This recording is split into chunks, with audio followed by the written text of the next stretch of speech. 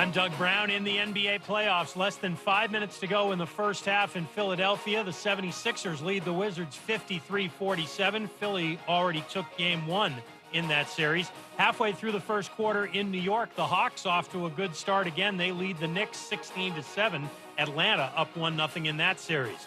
Donovan Mitchell returns for the Jazz later tonight in game two at home against the Grizzlies. Mitchell is coming back from a sprained right ankle, but Brian Windhorst says there's a bigger problem. His relationship with the team is damaged right now. Will it be damaged in, 15 days? Will it be damaged in 6 weeks? Maybe not. But the way this went down was problematic. And I've heard what people have said, which is that they were just trying to protect him. Brian Windhorst on Greeny. Mitchell thought he was ready to play in game one, a game the Jazz eventually lost. The Hornets will pick up the option for next season on head coach James Borrego.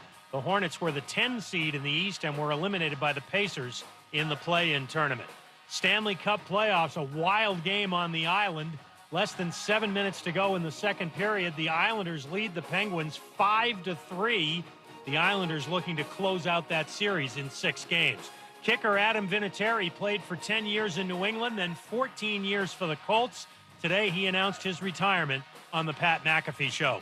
Ravens quarterback Lamar Jackson says he'd love to be in Baltimore forever. He's hoping to sign a long-term contract extension. Hey, it's Greeny, and the NBA playoffs rolling on. We're starting to figure out who the legit contenders are and which teams are headed home early. We'll be talking about it with me, it's Greeny, starting 10 a.m. Eastern on ESPN Radio and ESPN+.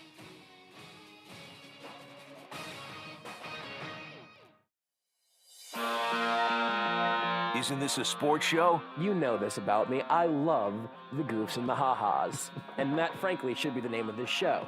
I love the goofs and the ha-has. Almost entirely. I think for me, anything that's like, cringe comedy, my general inclination is to step away from that. But this sounds much smarter than I was afraid it would be. Your whole brand is cringe comedy, Josh. That's fair. This is Almost Entirely Sports with Joshua Brisco. Take the show with you by listening on the Sports Radio 810 mobile app at 810WHB.com or by searching for Almost Entirely Sports wherever you get your podcasts. That was a upsetting sound that I had to make with my mouth. This is Almost Entirely Sports on Sports Radio 810 WHB. We've got some very fun offerings for you tonight here on Almost Entirely Sports. Rudy Salazar is on his second shot of the COVID vaccine. A fully vaccinated man now. Two more weeks and the brain will start working again. And at that point, you can lick toilet seats. You're invincible. At that week, I'm basically, I'm limitless. 2 weeks from today, you're going to jump to that tree off the balcony. I could get there today, but 2 weeks from now, I can get there on one foot. Basically. Right, with confidence. Yes. So Rudy is here, waiting to see if side effects kick in.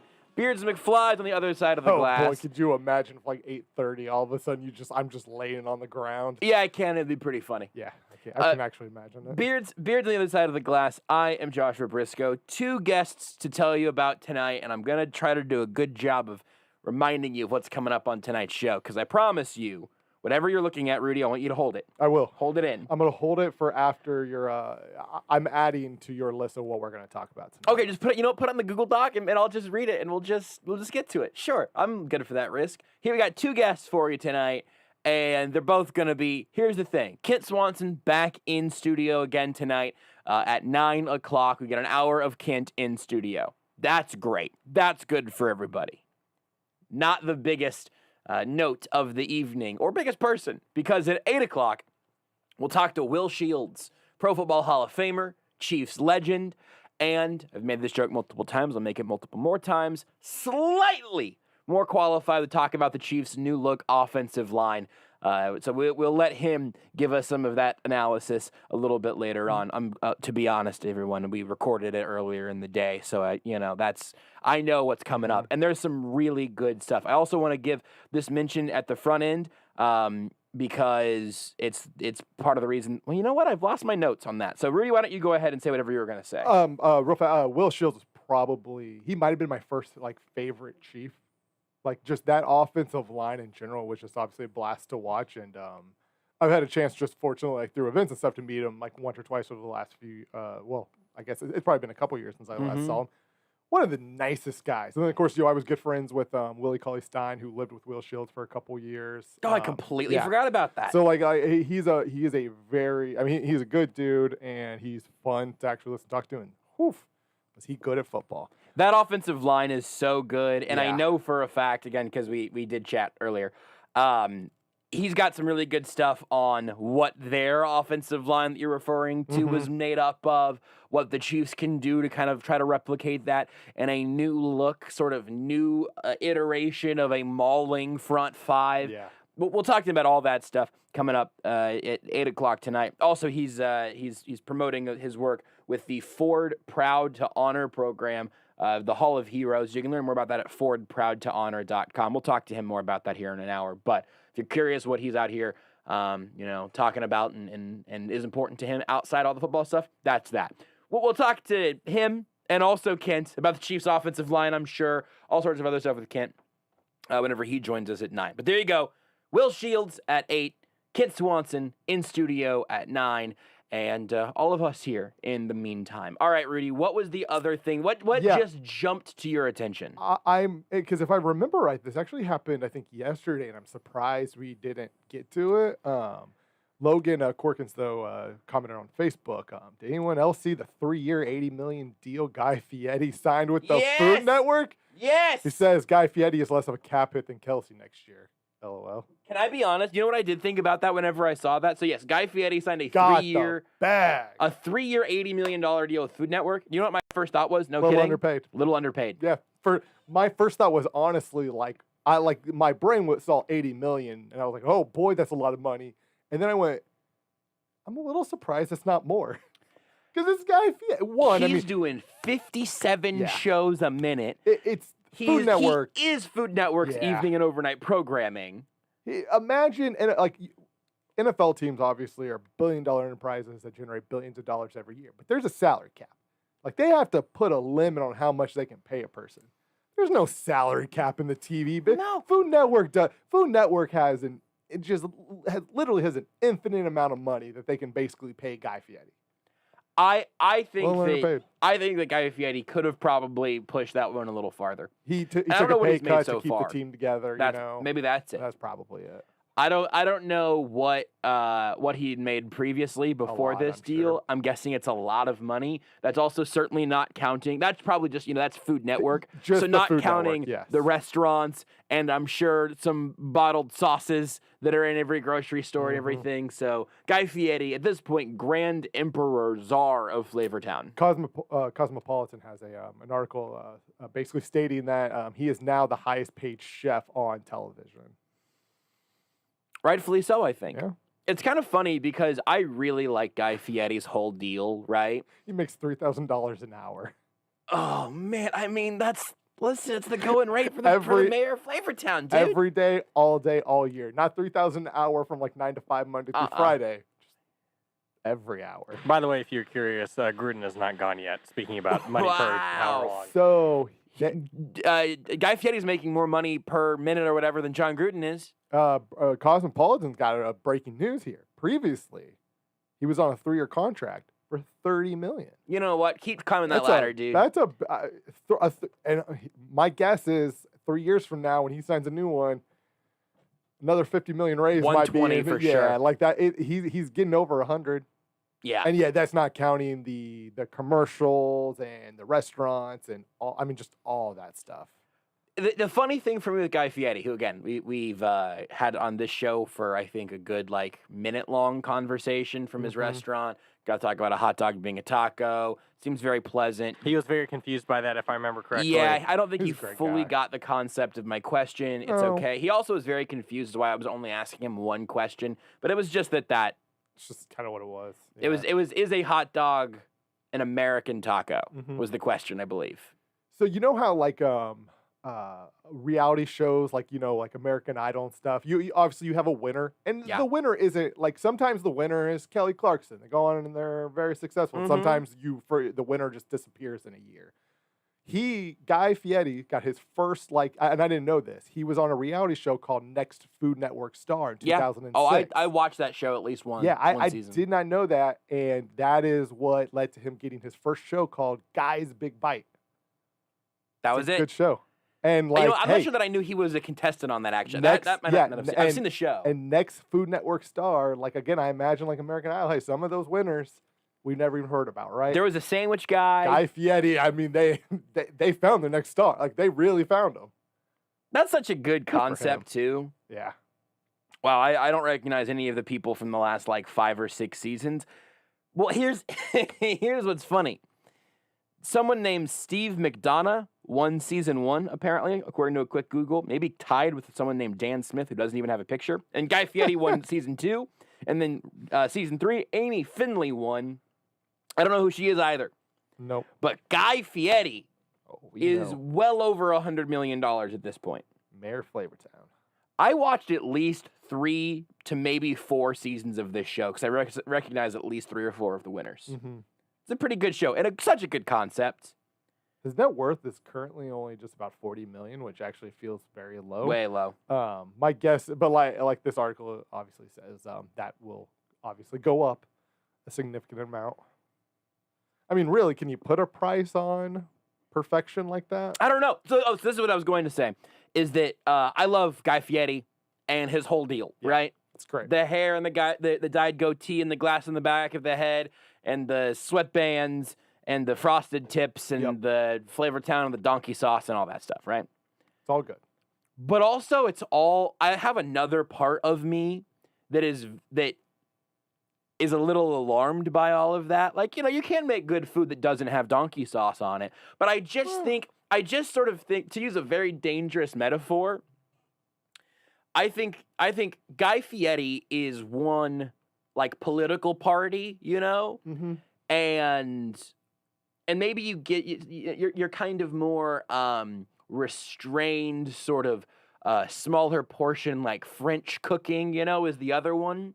And I've got he's the mayor of Flavortown, right? Over there is French cuisine. Yeah. I'm a dual citizen, baby. I can live, I've got a passport. I'm hopping right over that line over and over again. My thought process was very similar to yours, but it was the sense that, right, hell, there are different kind of foods all over the world, and they're all very good, but they're all very different. Yes. Like Flavortown is just that is just its own region, right? Absolutely. And yes.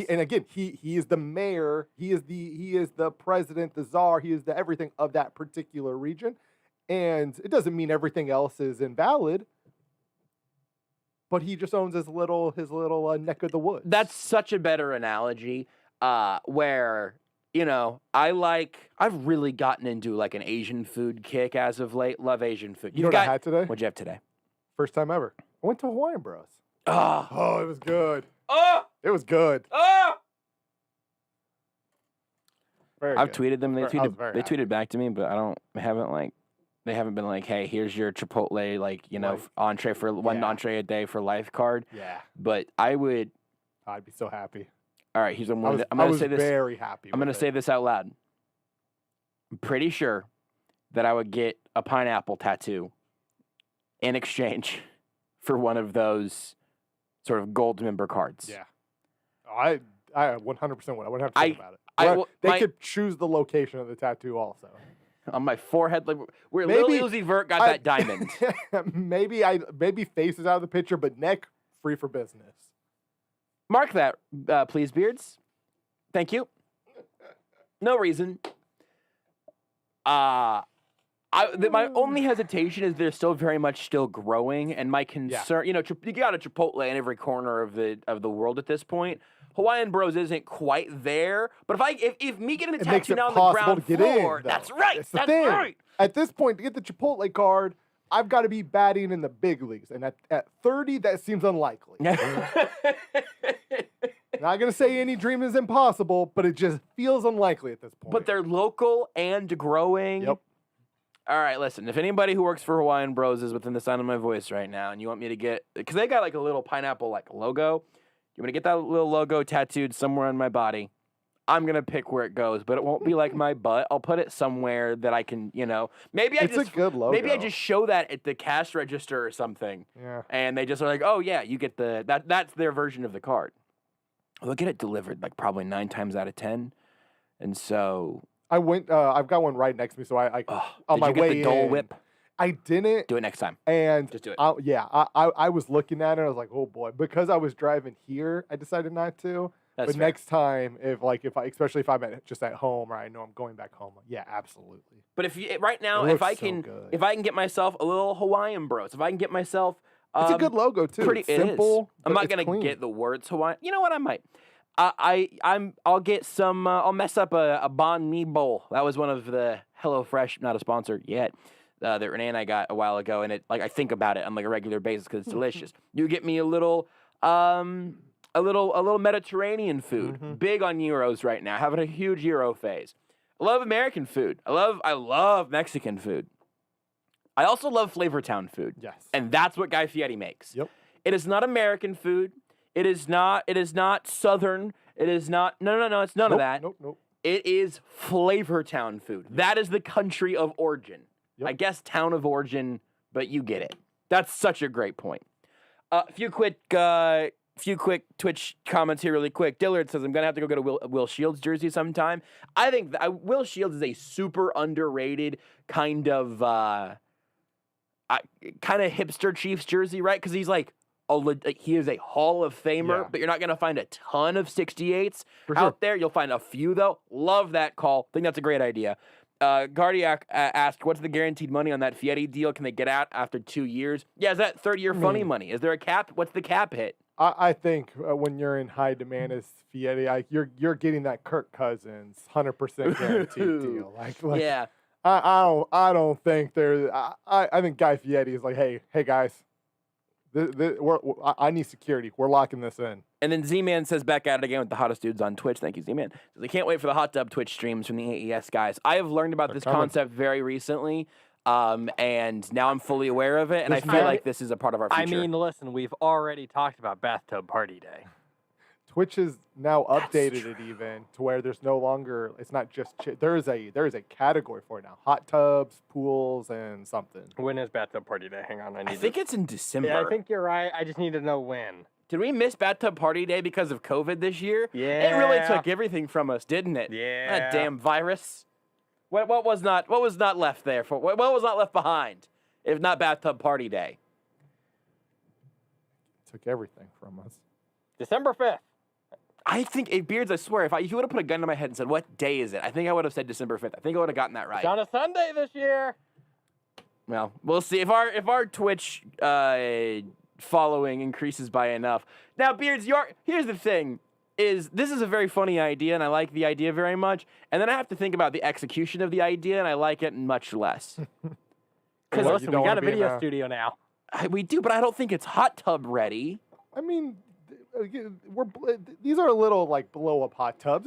There's space in there. But then is there space for all three of us? Yeah, we'll make it work. Bring your own. We've had this discussion on air before. BYOT. Bring your own tub. We have had this discussion before. Those ESPN I City think shows were we different. should be saving water and sharing, but I guess that's just me. Guess I'm the only one thinking about the environment here. I get it. At some point today, I want to talk about. Monsters. I just don't want to make dude soup with you guys, really for any reason. I don't understand why that's such a crime, Rudy. It's not a crime. It's just a little disappointing. I think that's a you problem, though. I think it's very. You know what? Whenever Kent gets here, we'll see if Kent would want to rent a hot tub with us. You know. I'll do it if Kent's there. We can make that happen. I want to talk about Aaron Rodgers and Alex Smith shortly. Aaron Rodgers was on SportsCenter 2 nights ago, and Alex Smith was, I believe, on The Herd today. And both of them had some pretty interesting clips that we'll get to at some point.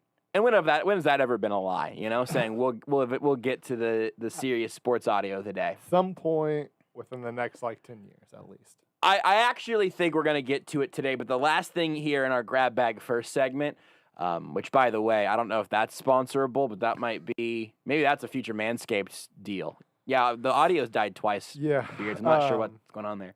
I'm not saying that that's something that you can fix. I'm just sort of acknowledging it. Guardiac on Twitch says, talk to Fieri about that dude soup. Maybe you can take that to Flavortown, too. Great point. Such a great point. Oh, boy.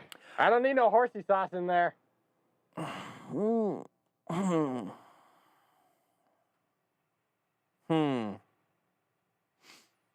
that's challenging.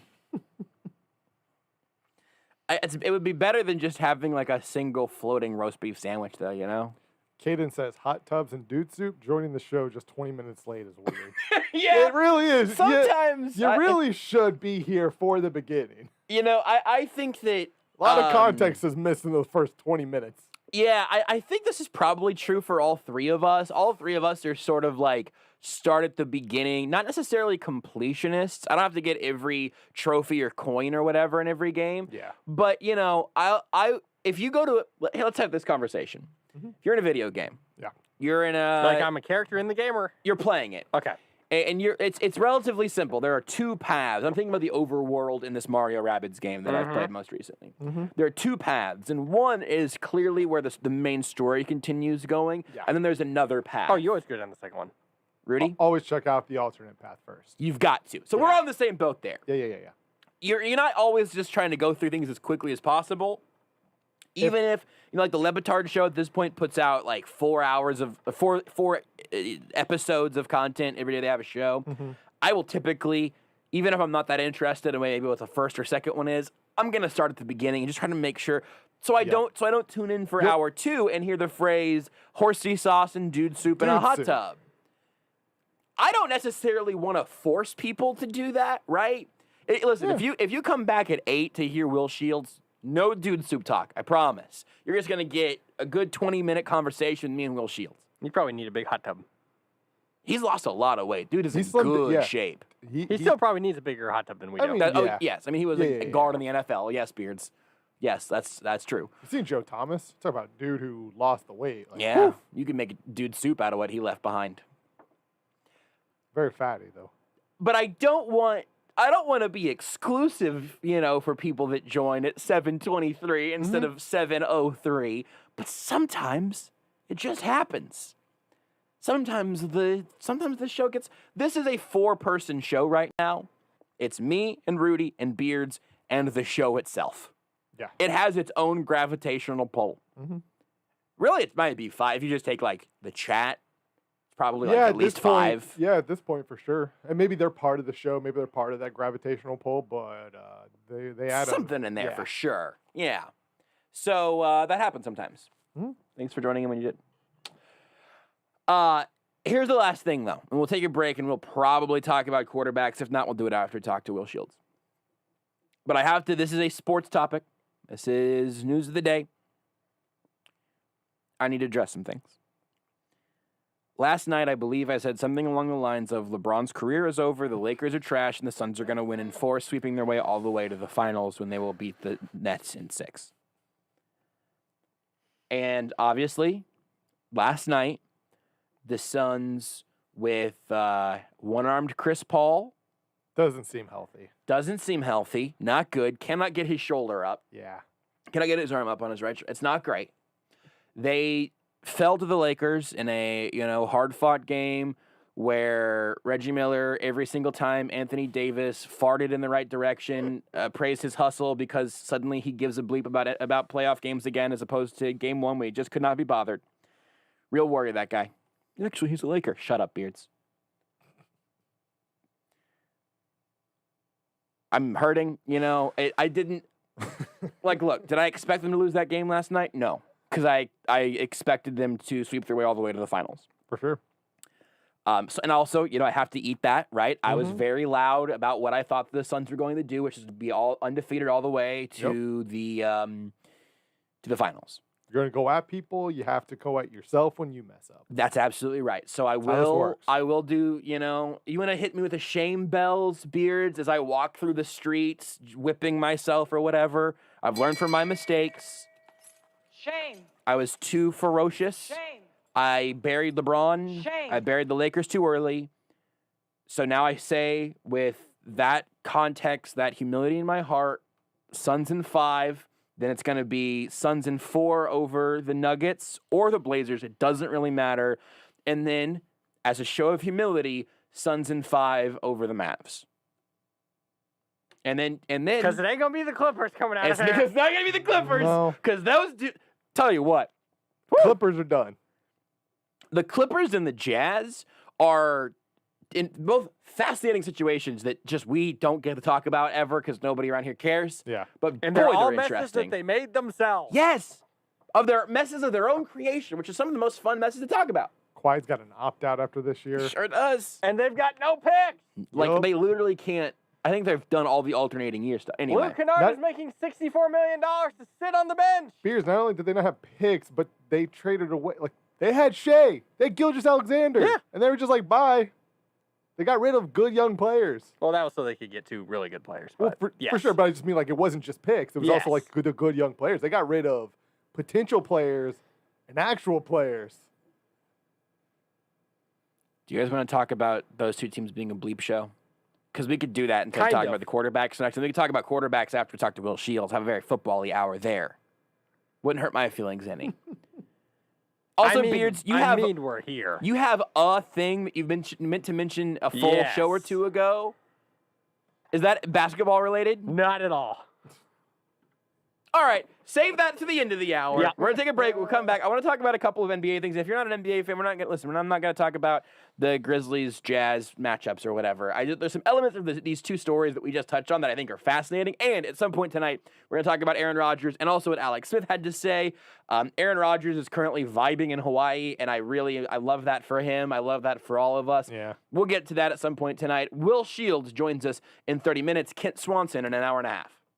At JB Brisco, at Beards McFly, at Not That Rudy, at Sports Radio 810.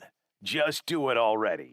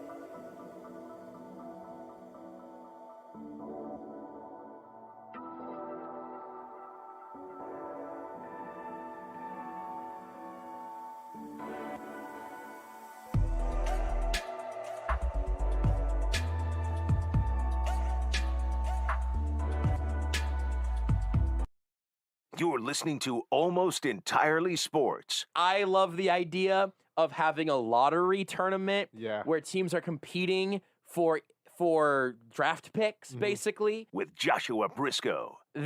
I would really watch that. It would be more watched than whatever round of the playoffs it was going up against, as long as it wasn't the finals. I mean, like let's say you got a boring Eastern and Western Conference final, but you've got Memphis versus New Orleans. No. You're not including Phoenix in this? Not in the championship game. You're missing the team here. Okay.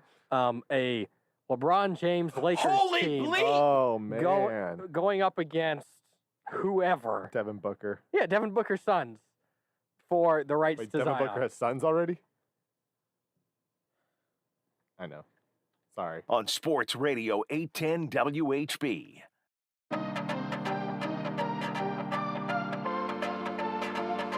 Hey, Beards! He begins totally generically and Joshua. authentically.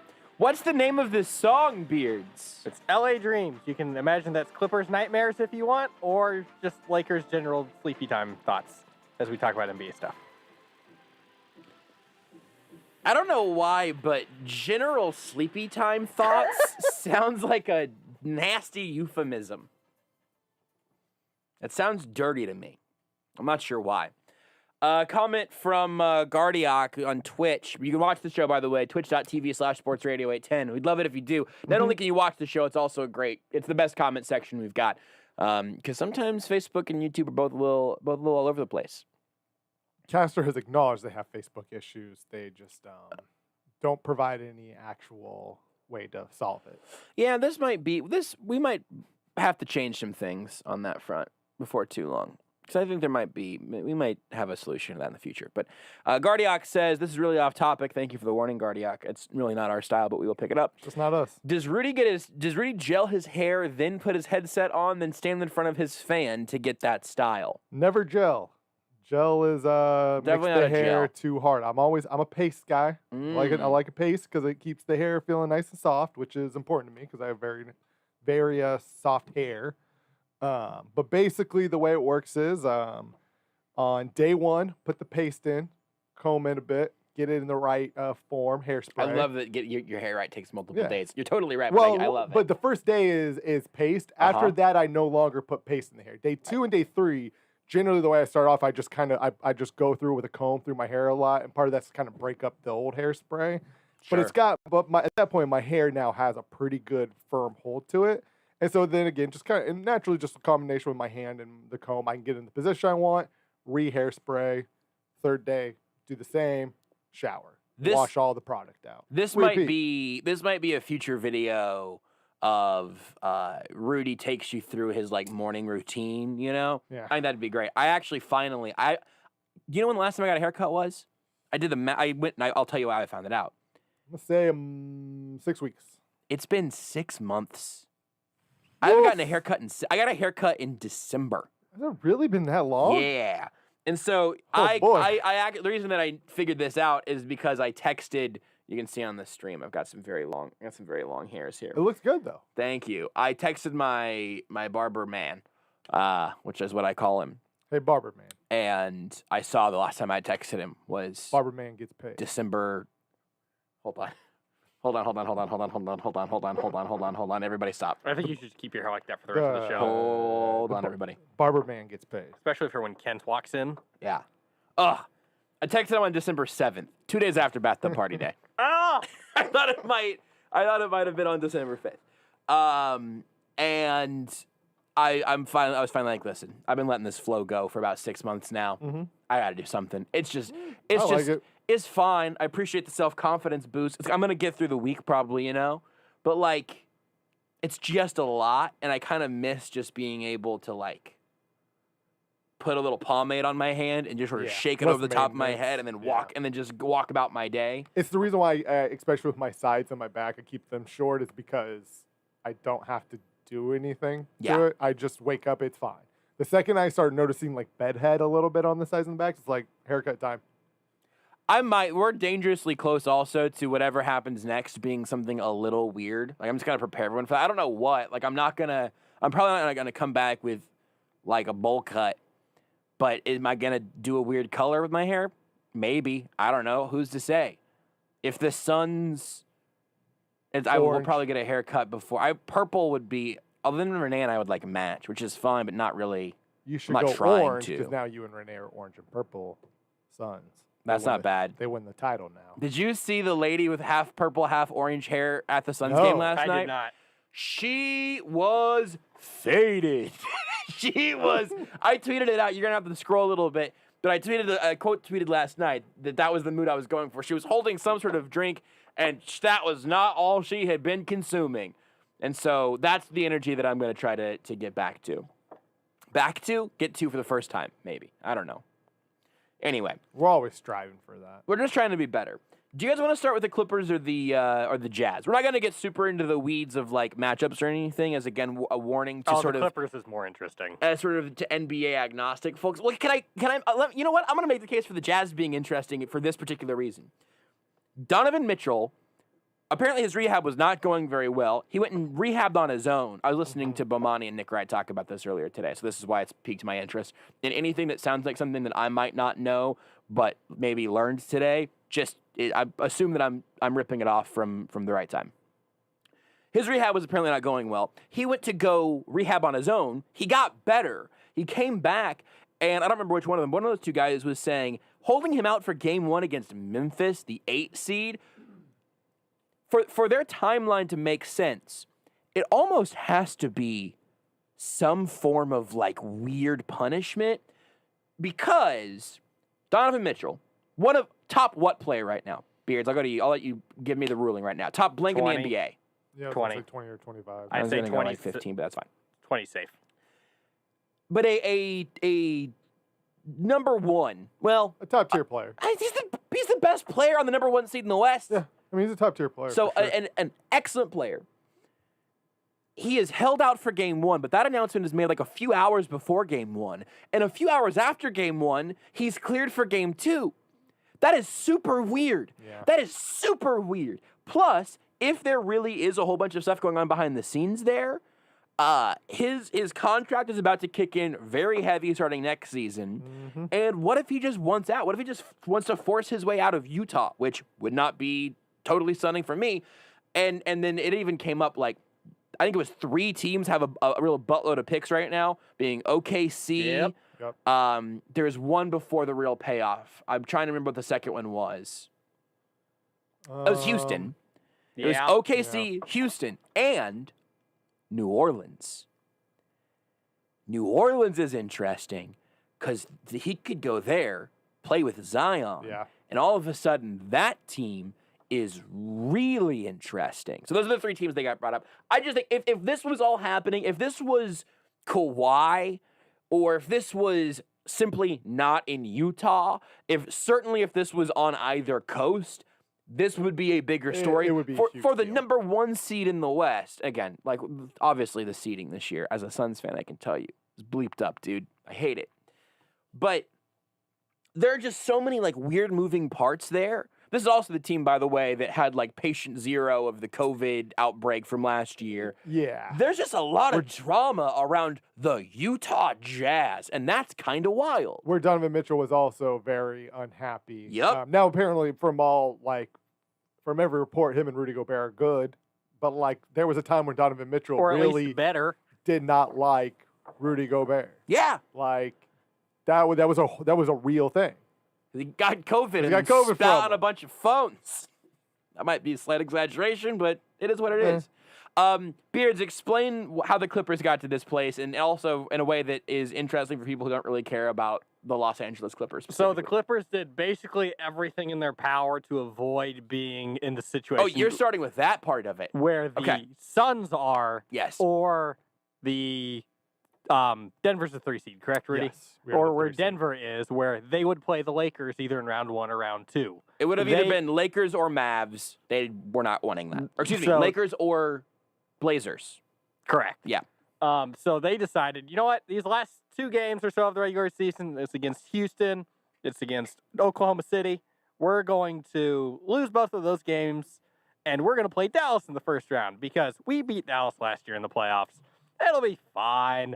And now they're down 2-0, going back to Dallas. Yeah. It's bonkers. And also, Luka is just straight up mentally abusing Patrick Beverley, and it's hilarious. Somebody said that he was turning him into wearing him like a fanny pack. Yes. And I like that analogy very much. In game 1, he posted him up several times, I believe, and then he scored on him and yelled, "Too bleeping small." In game 2, he did it again, and then also another time scored. Beverly kind of ran towards where the camera was on that sideline. Luka then followed him over and had more words for him as he was running back on defense. Also, Luka owns Patrick Beverley at this point. After the game, Luka went over across the court to dap up with Patrick Mahomes. Yeah. The thing I want to mention about that is that Patrick Mahomes was in L.A. last night and was at OTAs this morning. Yep. That dude has jet money. Yep. He has charter a jet money, clearly. Because I don't think that dude was even in first class on a red eye from L.A. to MCI. No, he landed and the jet was kept on. Yeah. Like They kept it running? They did not turn it off. It was like, hey man, I'm gonna go watch a game real fast. I'll be back. Leave it running. To just sort of put Patrick Mahomes and I are like 6 months apart in age, I think. He went to Los Angeles on a jet, came back, and then was there for OTAs this morning. Yeah. I last night had a cocktail at halftime and woke up with a bit of a tummy ache. That's where I'm at. And so I just found that sort of jarring. He's our hero, man. Beards, you mentioned that part of it. The other thing is that they have no picks because they traded for Paul George. Yep. That's the other thing that I think is funny, that they tie. Obviously, Kawhi is the number one, but they tie a large part of this to the broken legs of Paul George. But the reason that happened, though, is because Kawhi had all these options, right? Yep. He could have gone back to Toronto for another year. Yep. He could have gone to the Lakers if he wanted to be in LA and been a number 2 to LeBron. Didn't want to do that, whatever. And he could have gone to the Clippers if he wanted to be in LA. He went to the Clippers. He's from LA. Maybe the worst franchise in professional American sports. They're putting a fight up there with like the Lions and Browns and stuff, right? I mean, Houston they've had a rough history before Sterling got kicked out. It's Houston bad. right now is probably, again, and this is more. But I'm just saying now, that recent. historically, I think Clippers are Texans are historically not a great franchise. The Kings have been bad for a long time, and they've got a whole bunch of issues. They've got the longest playoff drought in NBA currently. Timberwolves. Now Timberwolves are probably. The Timberwolves had my word association for Timberwolves is Kevin Garnett. Yeah, but that's it. The only time they made the playoffs is when who they was had that? Kevin Who was Garnett. that guy? Who was that guy they- for the Clippers? Or they had Jimmy Butler for 1 year. Who was that guy for the Clippers before Kawhi got there? The thing with the Timberwolves, though. Blake Griffin. The thing with the Timberwolves, though, That's is fair. they don't have like this. They've had good guys in the past. But that's not what we're talking about. Like, or that's not the only thing we're talking about. The Timberwolves don't have like an owner who may or may not have said, and by may or may not mean most definitely did say. Again, like the Texans, they had an owner who, said, hey, we can't let the prisoners run the. The Texans are too young for this game. I appreciate you. I appreciate their they're accomplishments and you bringing them here. Absolutely up there, though. But they're just too young a franchise to take on the Clippers. They may be a young franchise, but you see what's happening right now? They are racking up the miles. They are top 3 worst run organizations in the history of sports. They are already top 3. I don't hate that. I don't hate that call. I do think that I'm not saying the Clippers aren't worse. I'm just saying, they are in that group. We've gotten hung up on really weird things the last few shows. The Timberwolves, at the very least, area codes and what's the worst franchise, the Texans or the Clippers? Weird. Anyway, Rudy, you're right. And I agree with you. A lot of racial issues with the Celtics. We can go down that road. Please don't. I don't want to. But he goes to the Clippers. He basically says, "I'll come there." The Patriots thing today. As long as that was wild. As long as you trade away everything you've got for Paul George, we'll make this happen. They don't ever seem to actually play because there's all sorts of injury management and load management and all of that. And that was really a Kawhi thing last year. And it's been a Kawhi thing for a while. I mean, because he was doing that in San Antonio on some level, right? Well, that was that whole last year. There were right, but I mean that's been the last stuff. Yeah, that was what 4 years ago, 5, Three. About 3. Yeah, 3. Last This year is was the two. Clippers. This is year the year 2 before that was Clippers. Toronto, and the year before that was the San San Antonio Antonio. injury year. You explained that, and I'm still calling it year 4. I'm not totally sure why. I'm not going to do all the math right now, but I'm thinking of it as being 4 years ago. I mean, it's Sure. year. Through This is the if you count Anyway, the we're last getting year. hung of up the on Spurs, doing this is Doing year the, 4. I don't care. I don't care about that specific. But he goes to the Clippers. They trade for Paul George. They never actually break through any of this. They duck the Lakers and the Blazers to get to the Mavs. And Kawhi can opt out after this year if he wants. Mm-hmm. Mm-hmm. And Steve Ballmer might not be good at this. I don't know. He's better at it than Donald Sterling was because he's not actively, hostilely racist. But they're just such a mess. Which all makes me feel better about the Suns. No, it doesn't. I'm hurting. Do the Nuggets play tonight? No, they play tomorrow. There we go. There's 2 days off on travel days. That Or in makes between sense. when you travel, essentially. All right, any other NBA things? We'll take a break and we'll come back with Beards' weird extra thing. Is there any remaining NBA things that aren't about weird minutia? Do either of you have an NBA playoff take to get your shot off on that doesn't involve area codes? 785 or die. I guess I'll die. I don't really have that choice. I mean, I'm not really choosing that fate, but I'm trying to think if there's anything else that I have. But if you have to think that hard, you probably don't. I just needed to acknowledge that the Suns did, in fact, lose a basketball game last night, and that I think it's wonderful. What was that? They did. They did. And I think Yeah. it's wonderful that we're really, for the kids, we're out here saying that I will lay down my coat over a puddle for Anthony Davis to walk over as long as he cares enough to go up for a rebound 4 times a game. Yeah. Oh, you know what? Here's my one other thing. I think I said this over on Darren and Sterling's show like a week ago. If I didn't, I thought it and then just didn't end up getting to it. And the thought is, I think that rabid LeBron haters are among the weirdest people in sports. Like in sports fandom, where it's like, well, you just hate him because he's excellent. Like it's just kind of, I don't know, man. It's kind of geeky. It's kind of dorky is what it is. It's kind of dork. It's dork club behavior. It's what we do. It's dork club behavior, though, because like, well, he's great, and therefore I hate him, or like he Tom flops Brady. sometimes, and I hate him, or whatever. And I think that is absolutely dork club behavior, especially whenever you're using like, well, but Jordan never would have. I think that's all very dork club behavior. So we have to put somebody in Hold on, Rudy. to symbolize all that. Hold on. No, Beards? no, hold on, Rudy. Shut up. I think that's all dork club behavior. Or I thought it was. Mm-hmm. That's what I was waiting for. Until this week. And I kind of get it. A little bit. That means you have to acknowledge that it's more about you individually. This is how I'm going to talk myself around this particular issue.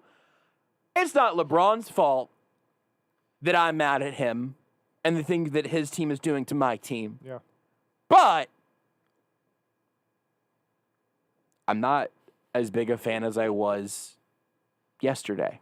Or really, I've been rooting against the Lakers very hard now for 3 straight games because of Lakers-Warriors. Mm-hmm. And in all of those games, LeBron lost an eye, dislocated an elbow, died and was resuscitated on the floor, which I thought was crazy.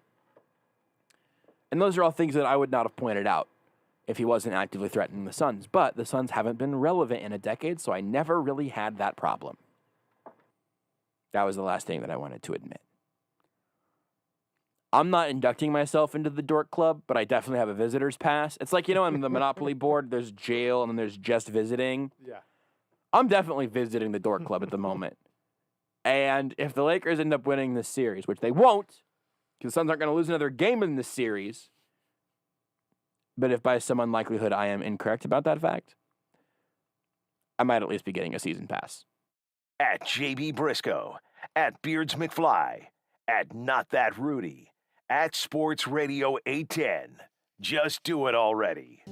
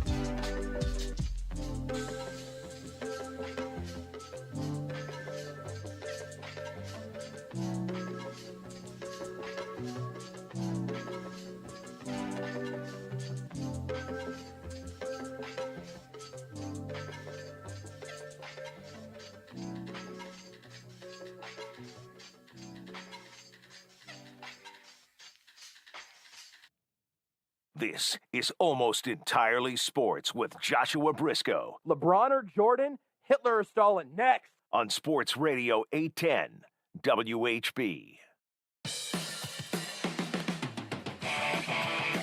All right, Beards has been sitting on this topic here for like 2 days, and it doesn't sound very pleasant the way that I just framed it.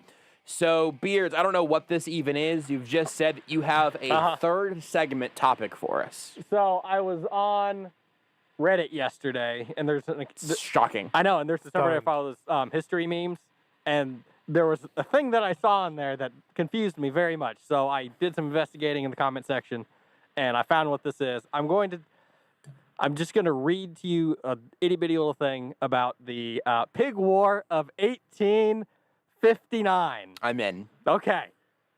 Wait a second. We need music for this. Go ahead, play the Read the Internet. No, play the Read the Internet music. You want to do that instead? Yeah. There's a Beard. There's a version for you. Go ahead, Okay, just get to that, and we'll. there It'll. it is. Yeah. Okay. This one's your version, right? Yeah. Yeah, this is mine. And now, Beards. it's the internet. The Pig War of 1859. So the way Wikipedia does like wars and stuff, it has the Will Shields next. yes, it has who fought on both sides and casualties and a list of who troops and stuff. Will Shields in 5 minutes. United States versus United Kingdom. United States 461 combatants, 14 cannons. The United Kingdom 2,140 combatants, 5 warships mounting 70 cannons. Casualties: 1 large black pig. What? That was it. But what? What? Is there more information? Basically, one side shot the pig because they were mad and it almost causes war and a standoff. Who shot the pig? Is this a Han That I and don't- Greedo situation? I don't remember. Do we not know who shot the pig? Are you not on the page, Beard? I am on it. I'm just trying to Then remember. read. And That's what this segment is. You read. on June 15th, 1859, exactly 13 years after the adoption of the Oregon Treaty, the ambiguity led to the direct conflict. Lyman Cutlar, C-U-T-L-A-R, an American farmer who had moved onto the San Juan Island, claiming rights to live there under the Donation Land Claim Act, found a large black pig rooting in his garden and eating his tubers. This was not the first occurrence. Cutler was so upset that he took aim and shot the pig, killing it. It turned out that pig was owned by an Irishman, Charles Griffin, who was employed by the Hudson Bay Company to run sheep and ranch on the island. He also owned several pigs that he allowed to roam freely. The town had lived in peace until the incident. Cutler offered $10, equivalent to $290 in 2020, to Griffin to compensate for the pig, but Griffin was unsatisfied with the offer and demanded $100, equivalent to $2,900 now. I mean, you shot someone else's pig. I think I Following just his pay up. reply, Cutler believed he should not have to pay for the pig because the pig had been trespassing onto his land. Oh, wow. One likely apocryphal account had Cutler saying to Griffin, quote, "It was eating my potatoes." And Griffin replying, quote, "It is up to you to keep your potatoes out of my pig." When British authorities threatened to arrest Cutler, American settlers called for military protection. Here's one fun little Easter egg from the internet here. It's hard to argue though with those facts. I mean, If you start Googling Pig War of, the top 4 autocompletes are Pig War of 1859, the one we just learned about, Ta-da! Pig War of 1906, yeah, Pig War of 1841, and Pig War of 1909. never forget. 4 Pig Wars? Have there been 4 Pig Wars? Maybe, I mean, there could be more. 4 that we know of. There's also, people also ask on Google, who ended the Pig War? And I just like that. We now they know the answer. But, yeah, I don't know how many times the U.S. and the U.K. have been combatants in war. Beards, you're the nearly a history professor. I can think of one. And I think right now, I guess if you're going to say how many times has that happened, I would say, well, of course, there was that Pig War Yeah. of Only one that died was the pig. Don't forget. 1859. It started in June and ended in October. So I mean, that's still quite a while That's a lot. That's a long amount of time. for a pig. Anyway. All right, well, we will now make the seamless transition to talking about the Kansas City Chiefs offensive line with a Pro Football Hall of Famer as Will Shields joins us next here on Almost Entirely Sports. You are listening to Almost Entirely Sports with Joshua Brisco on Sports Radio 810 WHB.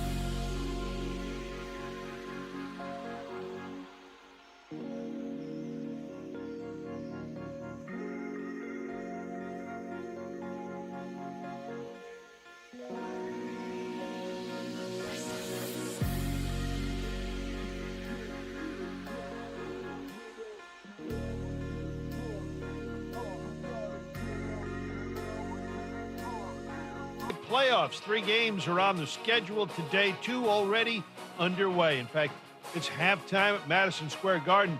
Atlanta trying to go up 2-zip in the series against the Knicks and leading at 57-44. Knicks struggles continue on offense. Julius Randle 0 for 6 from the floor in Philadelphia.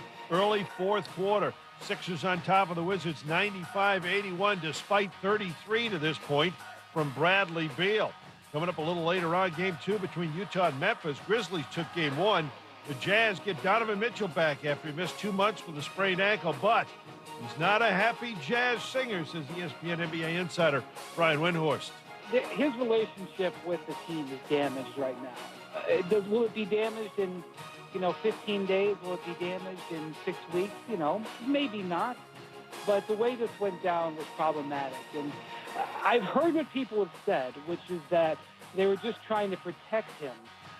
Of course, he's referring to the fact that Mitchell did not play on Sunday in Game 1, a late scratch due to team issues or team concerns. That was Brian Windhorst on Greeny here on ESPN Radio. Now on the ice, Stanley Cup playoffs, Islanders lead the Penguins. They have for a long time now, 5-3, 6 minutes to go, third period.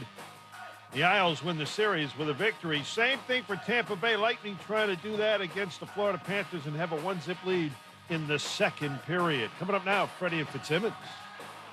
Coming up Thursday, we're reacting to Knicks-Hawks Game 2, and we'll tell you why this series is over if the Knicks drop another one. Plus, Market Madness continues. Keyshawn, J. Will, and Zubin, Thursday morning on ESPN Radio.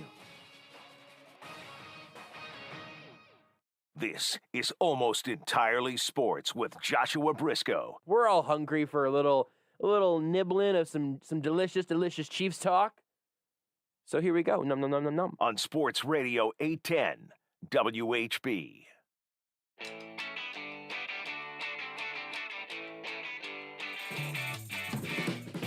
We have a very special guest, and finally, someone slightly more qualified to talk about the Chiefs' offensive line joining us now. It is Kansas City Chiefs legend, Pro Football Hall of Famer, Will Shields. Will, thank you very much for making some time for us here today. Hey, no problem, man. Thanks for having me. It's at this age, it's good to be seen.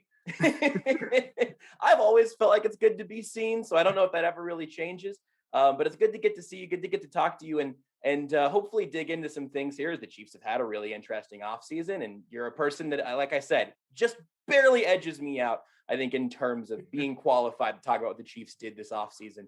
But before I get to that, I want to let people know why you're here, what you're talking about, in addition to some Chiefs stuff today, talking about the Ford Proud to Honor Hall of Heroes, doing some work with them. People can go check all that out at fordproudtohonor.com. But can you talk a little bit on the front end about what you've been doing with them so far and what you just did with them? The coolest thing about it is that we want to honor those that have done things in the armed forces. We have Army, Navy, Air Force, and Marines. And I got a chance to actually go meet, Mr. Buttigieg. If I could say his name right, I don't want to mess it up. But it's Boo Balls.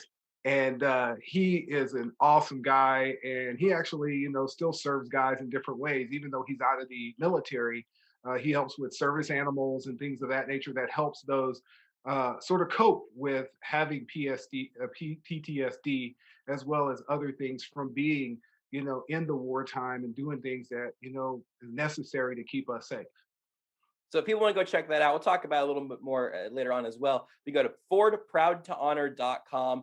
We'll learn a little more about that story, learn a little more about what they've been doing over the years, what they're doing in the future. Very cool. You can go check it out there at that URL. But I also have to ask about a whole bunch of things. I've definitely got more topics than we have time. But I mentioned, obviously, the Chiefs offseason story has been right across that offensive line. And I'm very curious to know what you think about not only, the guys that they've brought into this point, but also the undertaking that it is to say we are pretty much left to right going to flip this entire unit over, in some cases because of injuries, in some cases because of age, in some cases because of performance. Really, the entire front five is going to look very different this year. How difficult must that be? Must that have been? And what will that challenge look like for all those guys this year?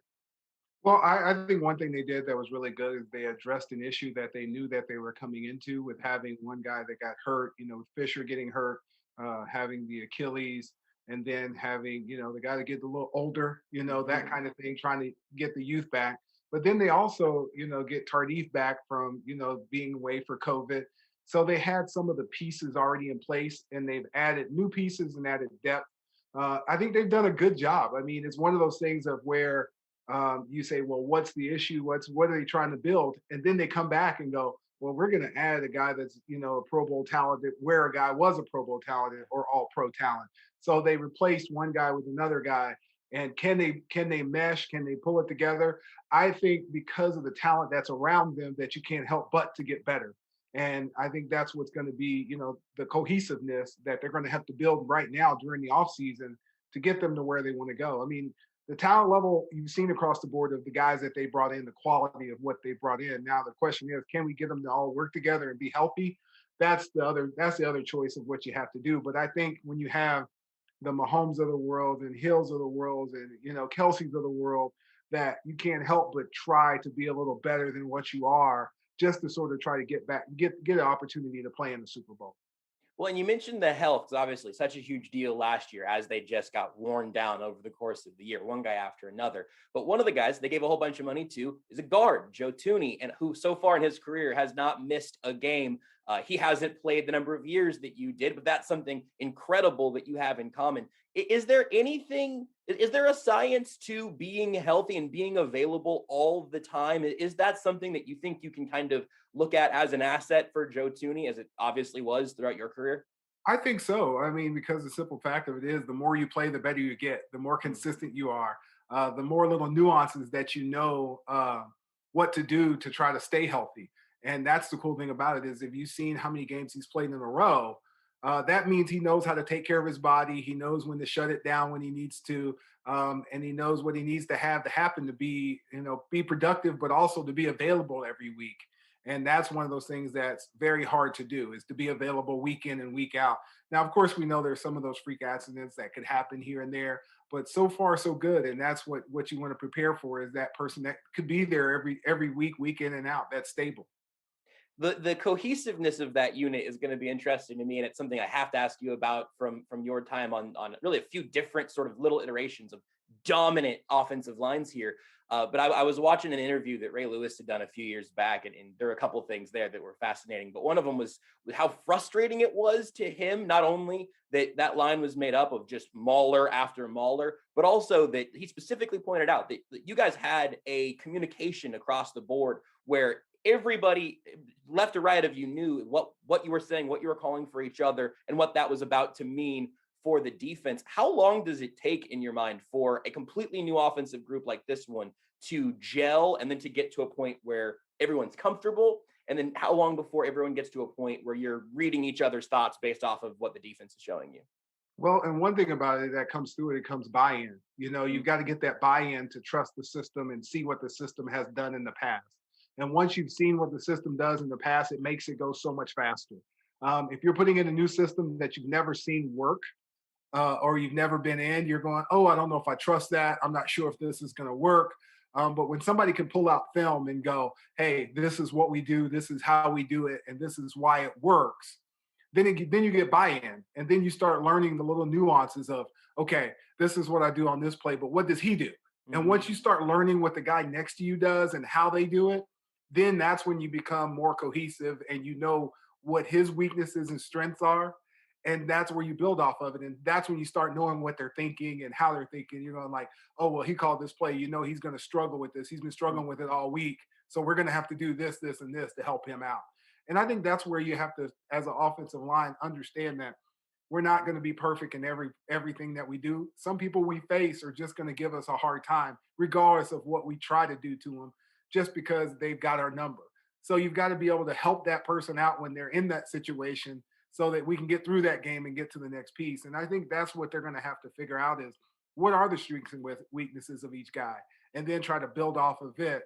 And then that's when you become that guy that, oh, well, you grunt or you say this or you say that. You're like, some guys go, I don't like pulling on this play. So every chance I get to get out of not pulling on this play, I'm going to tell you, I want you to pull. Right. So then it becomes second nature of, oh, well, it's this play he hates to pull on, or he hates to do this. So I'm going to just do it, or he's going to do it, or what you call it. So, you start learning those little pieces, nuances. And I think that's one thing that you have to have to be around each other and notice the hard question of what can you do and what can't you do, because not everybody's that perfect prototypical I can do everything kind of offensive lineman. He's just not built that way. Yeah, I think that's something that honestly I haven't thought all that much about it in terms of like the communication of acknowledging the weaknesses of the guys around you, and then what can you do to step in and fix that. That's really interesting. Something that I'll be looking for from this point on. You mentioned, sometimes you just have guys that end up having your number. If I ask who gave you the most trouble over a long Hall of Fame career, do you have an answer that jumps to mind where you say, "Oh, this mother bleeper, this guy here just gave me fits"? Easily. There was a couple of guys that gave you fits. I mean, John Randall's one that pops off your head right away. Trevor Price was another guy that pops right off your head. There's a bunch of guys that you're looking at. I'm like, ooh, they had this one move that I just couldn't figure out. I just was trying to say, please don't throw it on me at this point, so that I can get through this play or get through the part of the game. And that's what made it unique, is that every week it was a different guy that you had to face, that you were trying to figure out what technique works well on them, and they're trying to find out where's your weakness. How do I beat you? And so that's what also made it fun. It made it interesting as far as being able to play and trying to play at a high level every week. Was there somebody that you felt like, this is an excellent player, but I can tell I am making them mad? This is maybe I'm their answer to that question. Well, I don't know. I just go through the game of when I know that I'm having a good time and I'm laughing a lot and doing those kind of things. That's when I know that, my game should be pretty good on tape. It should be, pretty good testing out when I go back and they do all the little marks on everything. If I'm having fun, that means I know what I'm doing. I know who I have, and I'm taking care of business. When I'm stressed and struggling and that kind of stuff, then it's a whole different animal. He's like, oh my gosh, what is he doing next? What's going to happen next? Where's this guy blitzing from? And so those are the little things that, get to you, or, you can't sleep at night the day before. You're going, yeah, this person's giving me a little bit of fits, or this defense is going to give us fits, and we're going to have to worry about it. But the game itself is what you love about it. It's the simple fact of it. It is a chess match with human bodies, giving them the opportunity to go out and compete every week. And that's what's going to be cool about this year, is that looking at all the new pieces that they've added and seeing how they control the narrative of what they do week in and week out. And I know you have a great offensive unit around you, and just putting those pieces together of saying, hey, if I can give you 2.5 seconds to 3 seconds, what can you accomplish? Well, what can you accomplish if you gave me 4? Right. And that's the question that you have to ask. And that's what they're trying to do. They're trying to build that next group behind them, so that you can keep having that opportunity to, play for the big ring. Yeah. There are a lot of things that I think you've talked about from your time that are like a 1-to-1, like, yeah, that makes 100% totally translates to now. But also there's a lot of places where obviously the league has changed. Offenses have changed. I don't know how much you think offensive line play has changed, though. So what do you think of the way that offenses, even the Chiefs offense today versus the many Chiefs offenses that you were a part of, the evolution of the sport in that way? What do you make of it that we've seen over the last, even the last 10 years, if not the last 20? Well, what makes it unique is that the rules have changed here and there for player safety and, more opportunities for those to get down the field, make plays, and do different things. And I think that's very important, but also the safety pieces is the most important piece, about trying to keep your head out of the game as much, and, trying to keep yourself upright and doing different things. And so with that, they've added more rules of where you can use your hands more, more liberal about you using your hands, so that you don't have to use your head, which makes sense. It makes the game safer. It makes people, having to use their more body positioning than it is, more than running someone over. Because, used to have that thing, put your head in there and run them over. No, we don't do that anymore. It's, we used to call it the part of negotiating space. So now you really have to negotiate space very, very smart and diligently. And that's what makes it a different kind of game.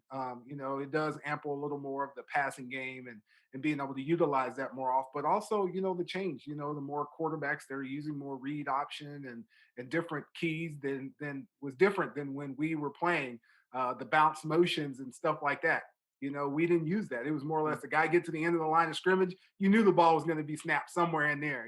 We didn't have all those little intricate details and things that they use right now on a consistent basis. And that's what makes it, the evolution of the game. There's more college things that were used at one point that's now in the pros that basically said, hey, that would never work in the pros. And now they're figuring out ways of, well, it can work. It's just you got to have the right athletes in the right position to make it work. And I think that's what's really cool. The game is always going to evolve.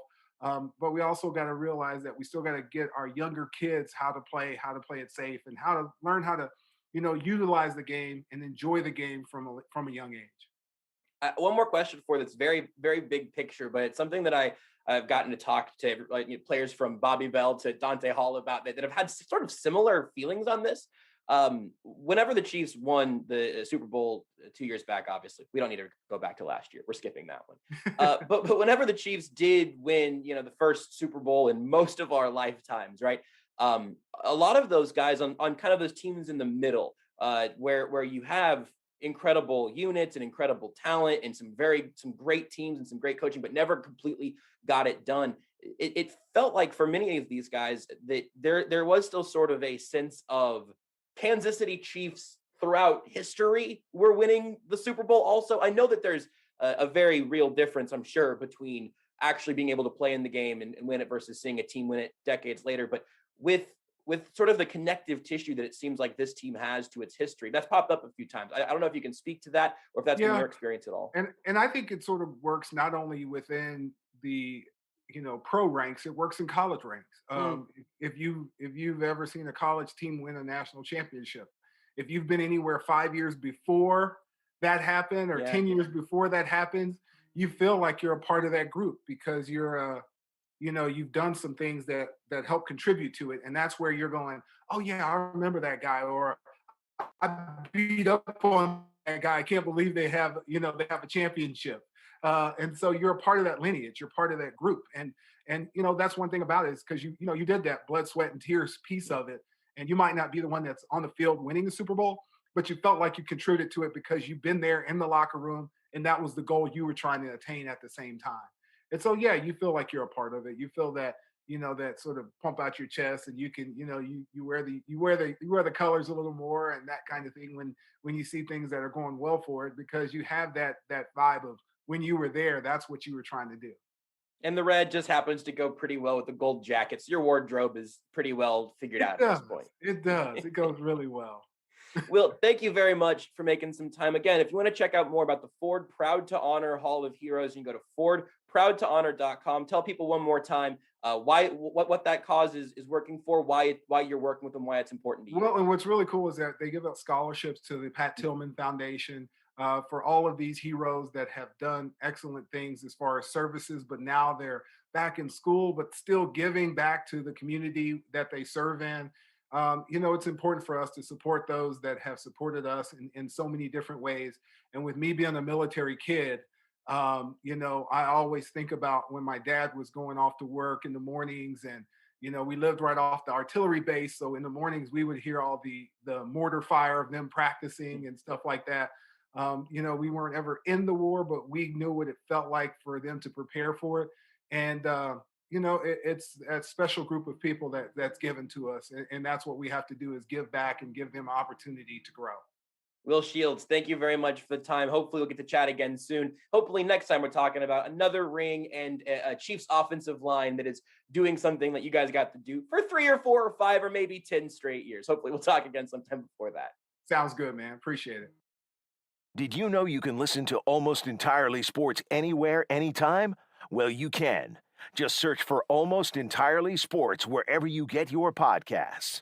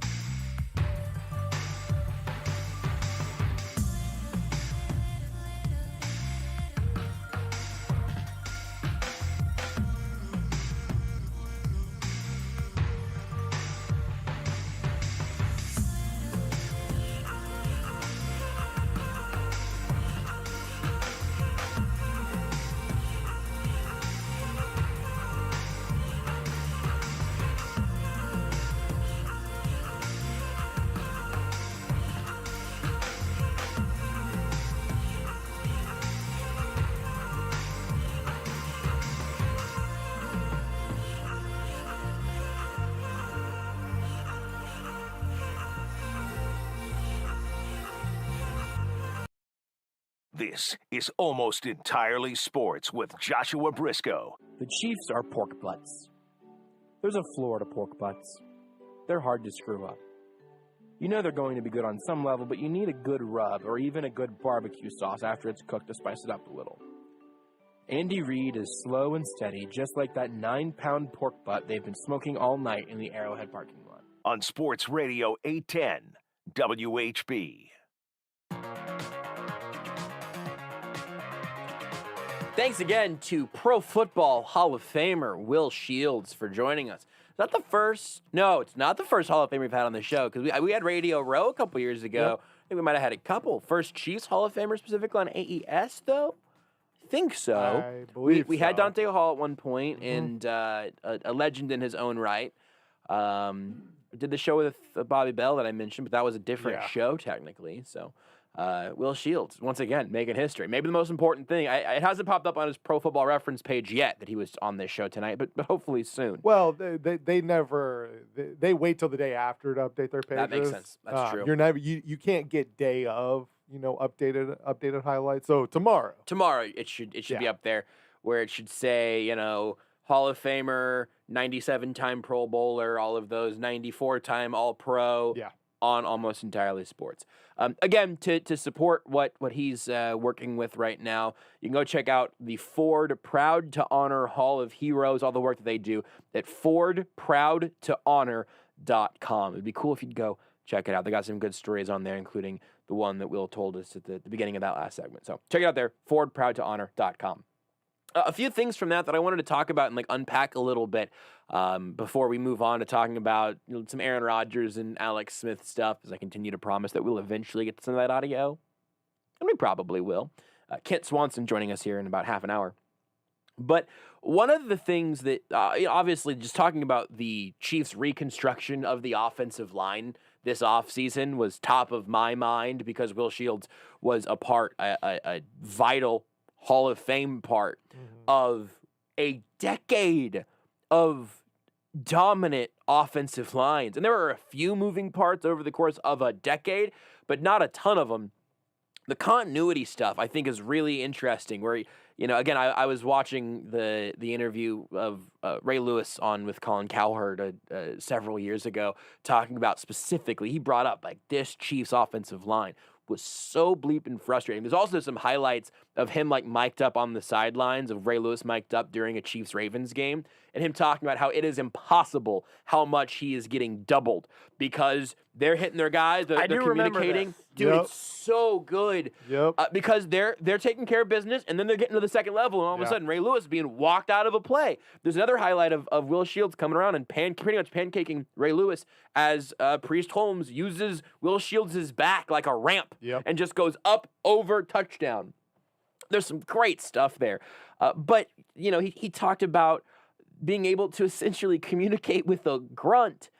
That doesn't come immediately for everybody. And it's also one of those reasons that I kind of hope that Lucas Niang and Creed Humphrey, there are lots of reasons I'm hoping this, but I hope they end up starting week 1 if they can, because you can start to build some more continuity with that unit. I want Creed Humphrey and Joe Thuney to play next to each other for the next 4 or 5 years, as both of their contracts will take them through that, because the plan is for them to do that.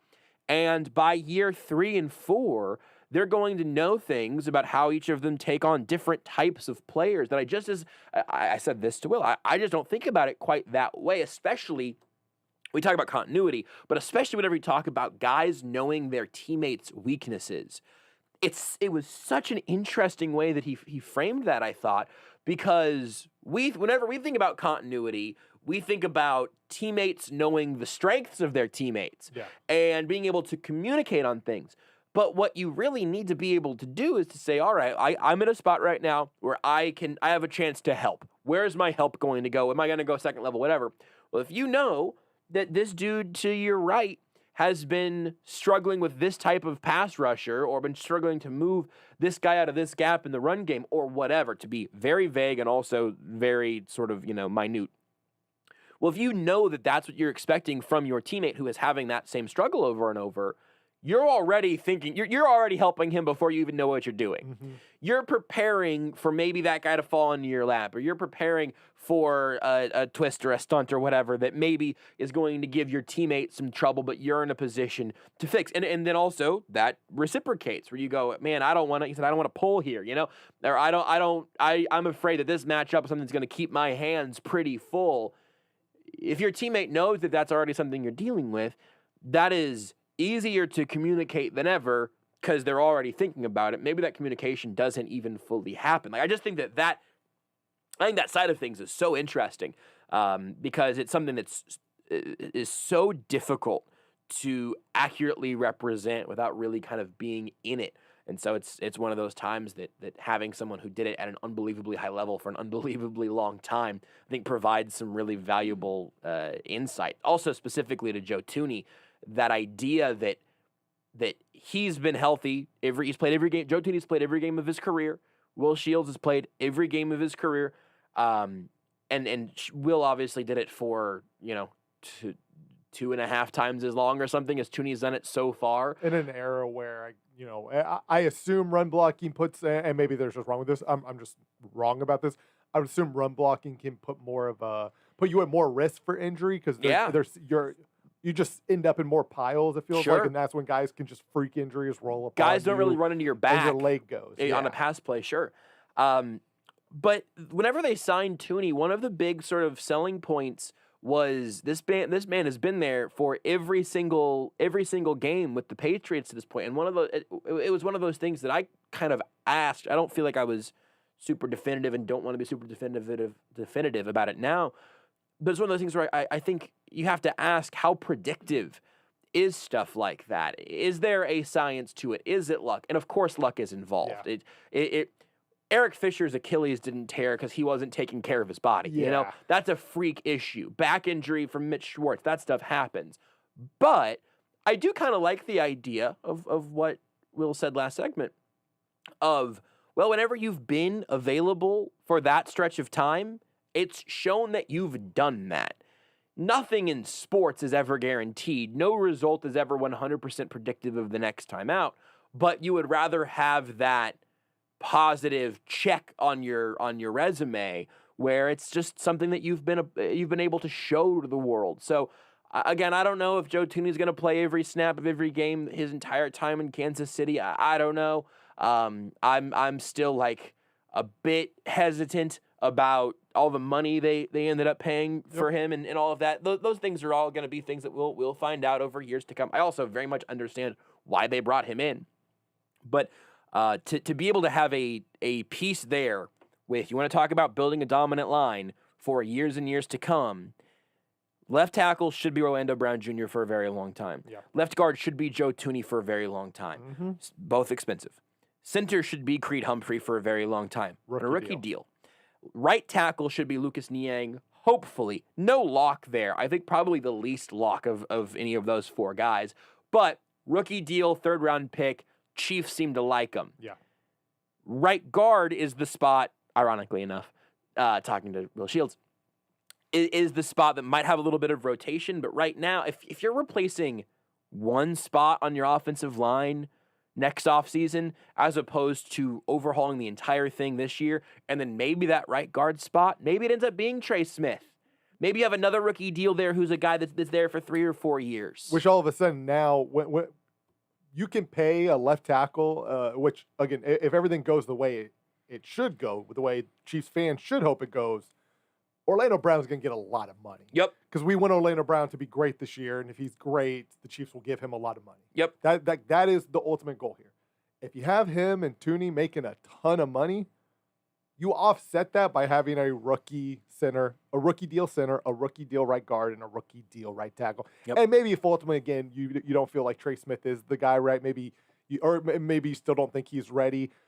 Then maybe it's going out, and maybe that's re-signing Kyle Long, whatever it is. At that point, it's re-signing a veteran right guard at a pretty minimal deal, right? Like, that's how you offset those big contracts on the left side. It's your Andrew Wiley sort of type. There's always that was one of the things with the guard overhauling this offseason that I had my hesitance about, was like there is always sort of a guy that you can do that with, and I think you can certainly do that at a position. But the Chiefs' goal clearly is to be an offensive line that is not only good at a couple of spots, but the weakest link is a Pro Bowler. And that's their plan right now. And the offensive line is all about the weakest link. Like the offensive line, you see this in various sports, right? Where like basketball, it's all about the strongest link, right? It's who is your best. And to a degree, it's like that in football overall because it comes down to the quarterback. Yep. It's do you have the best quarterback or not? And even your pass catchers, your pass rushers. Offensive line's a spot where it comes down to time and time again about the weakest link because defenses will attack that weakest link. Yep. If the weakest link, and so now all of a sudden, if the weakest link is right guard or it is right tackle or it is center for whatever reason, though, by having these other guys, right? Like let's say it is Creed Humphrey this year because he's a rookie center, and it's a tough position to learn. But if he's got Joe Tooney on his left and he's got LDT or Kyle Long on his right, like you said, and those guys start to play with each other, they just start to automatically know what they need to do. And instinct just kicks in. Yeah. They're now able to help Creed Humphrey to overmass some of his issues to where now he can focus more on his strengths and the whole offensive line just kind of comes together. The one other thing is that the idea, and we've talked about this a little bit, but the idea of the Chiefs going from, hey, Pat, we're going to try to get you 2.5 seconds here. Let's just keep working quick and let's get the ball out of your hand quickly and all that stuff. That's been fine. I mean, it's been very good. The Chiefs' offense has been excellent with Patrick Mahomes. But the idea of, what can you do if we give you 4? Well, that's an extra 1.5 seconds of Tyreek Hill getting downfield. Obviously, he's not waiting until the very end to throw the ball or whatever sometimes, but you have more time to create separation. And you feel Travis Kelce has more time to work on some poor defender who probably wasn't going to cover him for 2 seconds, but sure as hell isn't going to cover him for 4 seconds. You have a chance to look over the entire field, see what's developing, what's opening up. So I am hopeful that all of these investments will create something as tangible as that, because I really do think that if this offensive line goes from, and this isn't a fair comparison for reasons I'll clarify, but if it goes from what we saw in the Super Bowl to being something that other teams get through as the exception, it's gonna be hilarious. I mean, it's just going to be outrageously funny to watch Patrick Mahomes work behind a brick wall. When Brett Veach, again, Brett Veach is still pretty young GM, but there are still things that we are learning about him that I think it's pretty clear. When he sees a weakness, he doesn't just fix it. No. He is fortifying it. No, he's tearing it down. Yeah, I mean, he's bringing in a wrecking ball and starting over. But then it's just like, it's not just like a little minor repair. No, it's a fortress now. Like he is all about turning the team's biggest weakness to a strength. I was just thinking about this, I think yesterday, this morning, where I always talk about how not wanting Patrick Mahomes to be in a situation with Aaron Rodgers. And then I started thinking about it. He probably never will, because the second there's a year where the Chiefs receivers are bad, Brett Veach is probably going to go trade for a top 5 receiver, go trade up in the draft for a top 5 receiver. You know what I mean? It'll probably just be this massive overhaul all of a sudden at receiver. And fortunately, that day is probably years away because of Tyreek Hill and Travis Kelce. But like, we're probably not going to have to worry about that for too terribly long. Yeah. Maybe because the second they have that year, he's just based off his history, he will bring in he will get all the nuclear weapons for that position again. Yeah, I think you're right. So good stuff there. If you missed any of it, we podcast everything here on Almost Entirely Sports. So if you miss any of our conversation with Will Shields, go to aes.show in your browser, and it'll give you all of the places you can subscribe to the show, or you can just search for Almost Entirely Sports wherever you get your podcasts. Rudy mentioned Aaron Rodgers. He has made a couple of headlines, and has also had a couple of funny things. Also, Alex Smith sounded off on Aaron Rodgers in a way that I think is pretty interesting. We'll bring you some of that whenever we come back. Take the show with you wherever you go. Listen live on the Sports Radio 810 mobile app and 810WHB.com.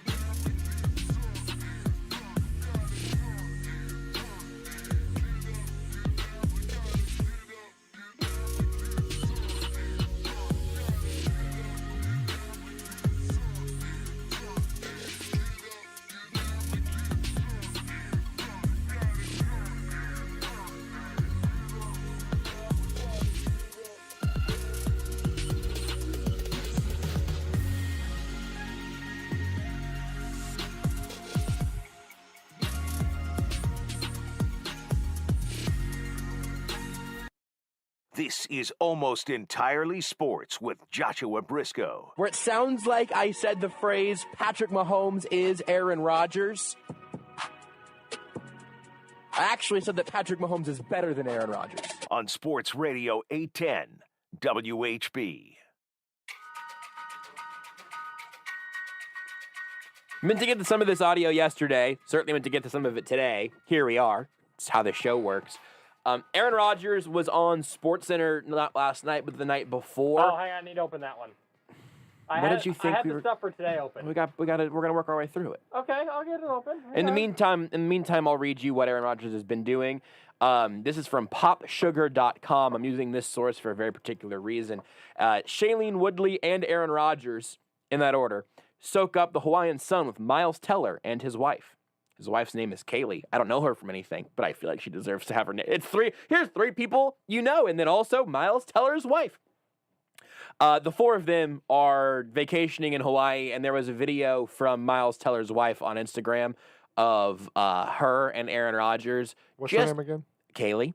Okay. Just vibing out incredibly, incredibly hard to a Taylor Swift song while sort of hovering over a bottle of what I imagine to be mostly empty wine.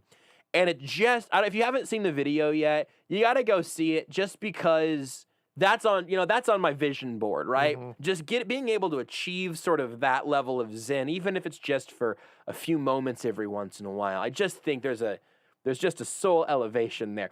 The reason that I go to popsugar.com is because I think it's very funny to read this story that is very much a pop culture story from a pop culture site that includes a sportsman, because it starts with this here. Aaron Rodgers and Shailene Woodley's relationship feels like the gift that keeps on giving. And if that was on a sports site, your head would explode. But here, it makes total sense. The guy who I guess owns that site follows me on Twitter. What? Yeah. What? Yeah. Really? He does. Guessing he's a relatively wealthy man. I would think so. So that's all fun, and also that's what he's doing instead of being at OTAs, along with every Green Bay Packers wide receiver, which is also kind of funny. But he was on with Kenny Mayne for Kenny Mayne's last SportsCenter again 2 nights ago, and I want to play the longer clip first here, Beards, of him kind of giving what I think, and this might be just me reading way too far into some social posts and a few clips, but I think this is a pretty reasonable, healthy mindset that he has about the Packers at this point, even though it's blown up into such a sort of dramatic potential shift in the league. With my situation, look, it's never been about, never been about the draft picking Jordan. I love Jordan. He's a great kid. He a lot of fun to work together. I love the coaching staff, love my teammates, love the fan base in Green Bay. It's incredible 16 years. It's just kind of about a philosophy, and maybe forgetting that it is about the people that make the thing go. It's about character. It's about culture. It's about doing things the right way.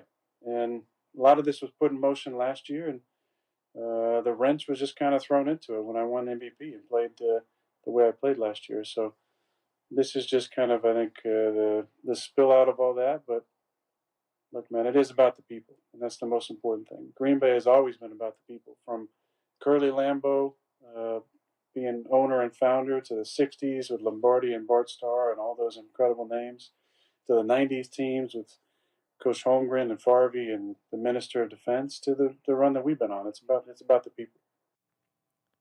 That is either I'm gonna amend this. I think that is a master class of what you say in a situation like this. He invokes character and culture and Curly Lambeau, and it's just about the people. And I think it's partially in his delivery also, but he just sort of seems like a dude who just decided somewhere along the way, I'm kind of tired of being unnecessarily miserable for over all of this. Yeah. You know what, man? You drafted a quarterback and you didn't tell me about it. Can I just go? I feel like that's what I feel like the question is, man, can I just go though? I don't need this. I'm not having fun here. I'd rather just go somewhere else with a cooler vibe. And like, man, that just comes off to me as being eminently reasonable. Like, as a guy who's been there for a very long time, who feels sort of disrespected, sort of betrayed, like him performing at an MVP level threw a wrench in their plans, is what he said there. If you feel like you being so good at your job is actually detrimental to what your company has planned around you, that would feel pretty bad. Like that, he was the MVP of the league, and that was a wrench thrown into the Packers' plans. And then again, maybe it's because he's sort of delivering everything like doing an impression of the dude from The Big Lebowski at this point. I was trying to figure out. He sounded like somebody, but I couldn't pin down who it was. It's a lot. It's the dude, but there is something else that I haven't been able to fully pinpoint either. I'll take suggestions if you think of it. I can't think of anything currently. But it's just kind of in there. It's just like, look, man, it's just about the people and respect and doing things the right way. And I love the players and I love the fans and Curly Lambeau. Like, it's just, I think it's got, if you're a Packers fan, maybe this isn't the case. I would find it incredibly hard to listen to that audio and go, he's the bad guy, or he's out of, or even that there is a bad guy, that he's out of line. I just don't see that there. Did you have something, Rudy? I was gonna say he's giving off some pretty strong. The delivery's a little different, but some pretty strong McConaughey. That's vibes. You know what, man? You said the delivery is different, and then I read your mind. Yeah. Yes. Like it would be like it's not quite the McConaughey saying weirder words that make you like make you a little bit like, huh? But like right. it's that kind of vibe. He's just kind of in here. It's kind of Big Lebowski meets Matthew McConaughey with a little less twang. Maybe I'm Bill Clinton. Every impression leads back to Bill Clinton in this house. But yeah, I think that is it. I think it's Matthew McConaughey meets the dude. I think that's exactly what it is. Also, in the video, little mini man bun going on. Yes, absolutely. Yeah. Got a little top knot back there. Here's the thing: white T-shirt in Hawaii, just vibing out, dude. You forget because he's been in Green Bay for the last decade plus, and also you just think of Aaron Rodgers being more like Brett Favre personality-wise, but he's a Cali boy. Yeah. Aaron Rodgers is a chill Cali boy. Yeah.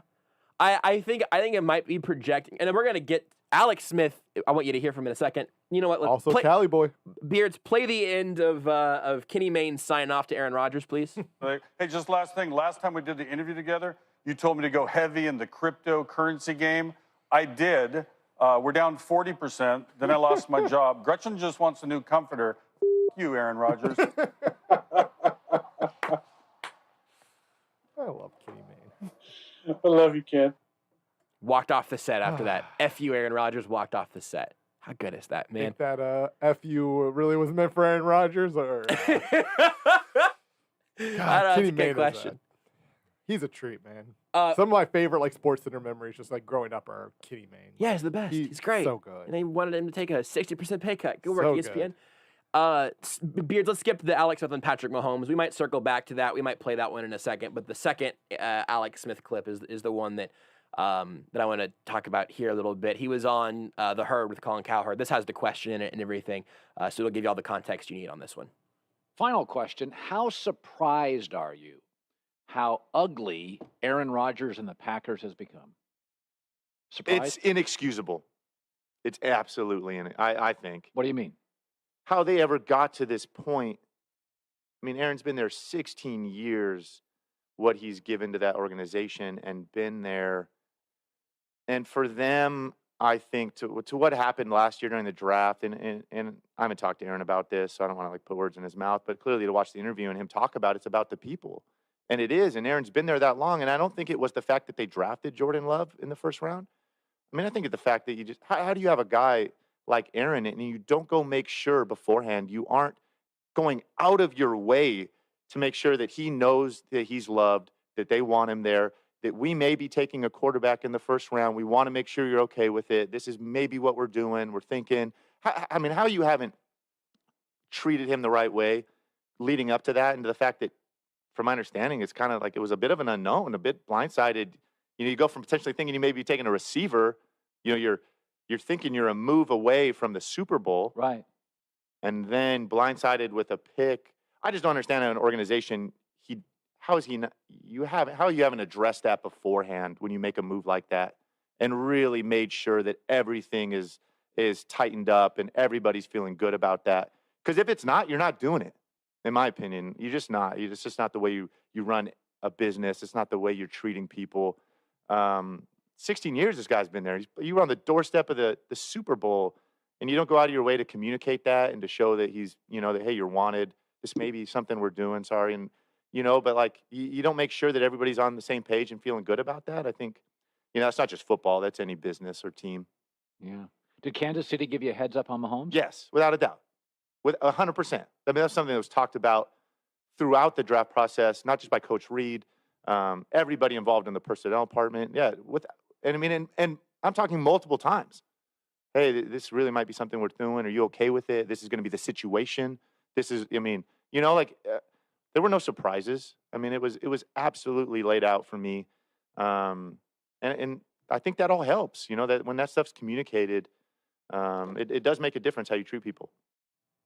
The last line would be the way, if we only would have had about 5 seconds to play that audio, we could have just done that. But it's just really good stuff, man. Yeah. And also, watching the larger chunk of it, and I don't know, maybe we'll play that other one for Kent at some point. Maybe we won't. It was him talking about Patrick Mahomes being great. We've heard Alex Smith be honest about that. Yeah. This is the half of it that I thought was really kind of moving because it ends up being a bit of a mixed bag of Alex Smith saying he has lit a couple of organizations on fire lately where he said he didn't feel like Washington really wanted him. Mm-hmm. He is let down by Green Bay in this instance from afar, praising what the Chiefs did, how the Chiefs handled all of that. And that's because you're all, but the emotion too, right? Like going off like the Chiefs thing, like that emotion he showed there was it's something you see from Alex Smith all the time. He started by calling it inexcusable. Yeah, like and not even anything specific. The situation as a whole, he called it. It's inexcusable, and the people matter. Hey, how do you not communicate that with your star, your MVP? How do you not even communicate that? The Vikings told Kirk Cousins they were looking at a quarterback. Like Kirk Cousins got that respect. Kirk Cousins got that respect. I just think it's really interesting. And I think also this is something that came up in the Twitch chat earlier of somebody talking about hating Tom Brady. I saw a lot of people... Wallaby, I believe. Yes, Wallaby. A lot of people had tweeted about this today because he's tweeting about Brooks Koepka and Bryson DeChambeau and Aaron Rodgers, and I think they're all playing golf soon. Yeah. And Tom Brady is really good at Twitter. I don't know how much of it is him. I don't know. His social media platforms have been very good. Very good. And there's something to these quarterbacks.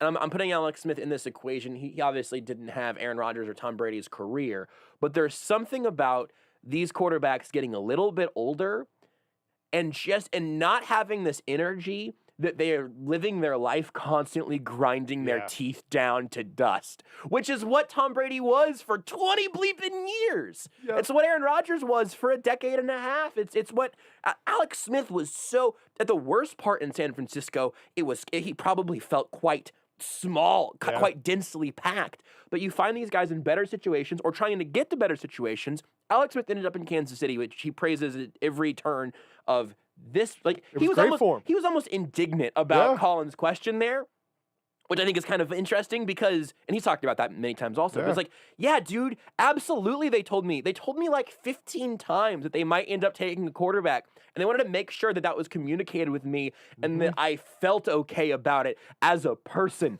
because they thought about that stuff. It's like, oh yeah, no, that makes a lot of sense. That would be like the sign of a good organization and also like healthy for everyone. Jordan Love probably wishes he was in a different situation right now. Patrick Mahomes never had that problem. Nope. Patrick Mahomes, look, you gave me a time machine and you let me decide if Patrick Mahomes is starting as a rookie. I would like to see it.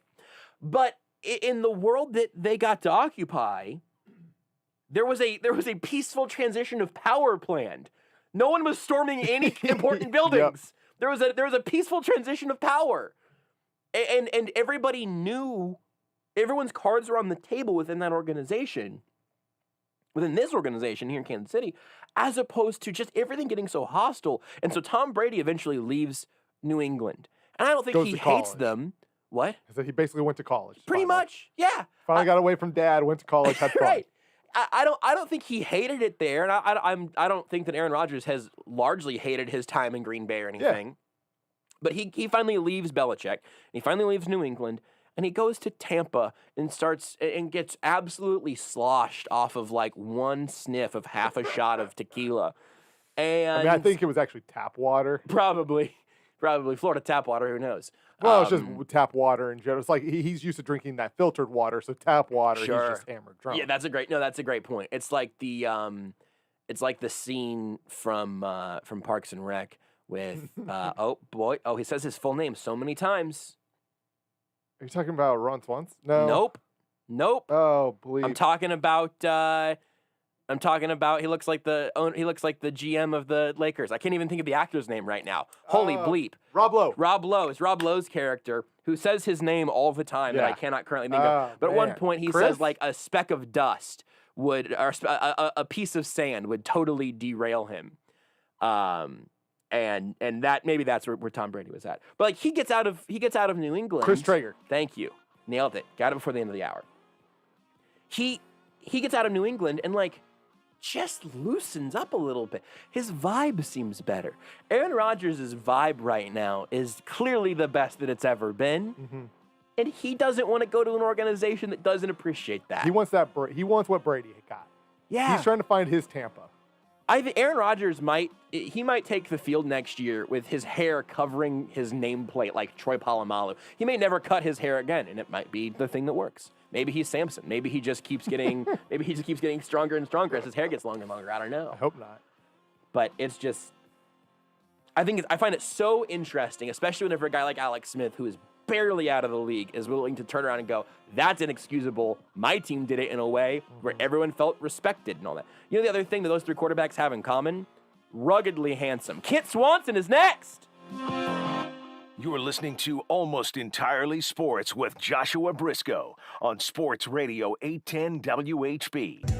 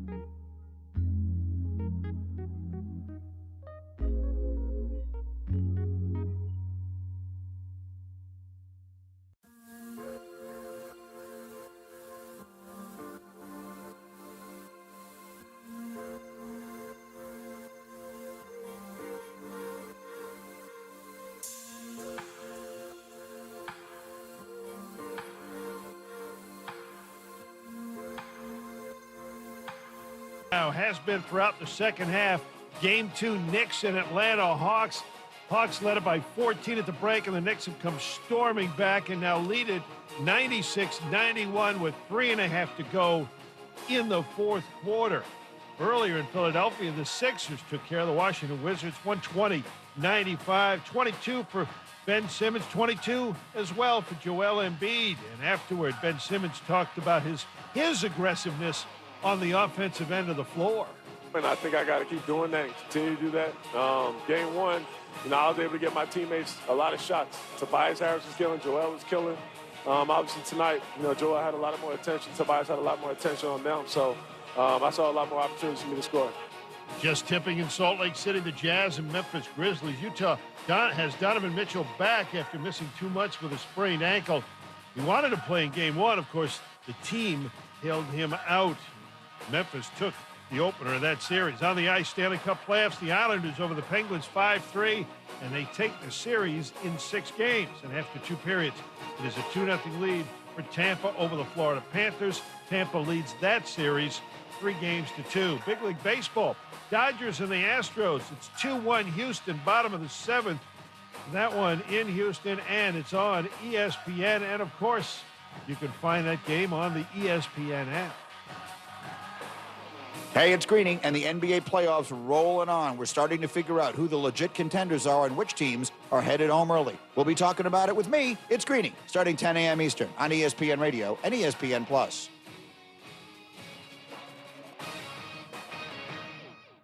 This is Almost Entirely Sports with Joshua Brisco. If you haven't gotten the context clues, it's Kent Swanson now of the KC Sports Network back in the building. Yeah, it's the opportunity we've been waiting for to talk to you again. Finally, there's been some some restrictions there, right? And now I get to hang out with you again. It has been 3 years since I've been on this show. Death is a big restriction. On Sports Radio 810 WHB.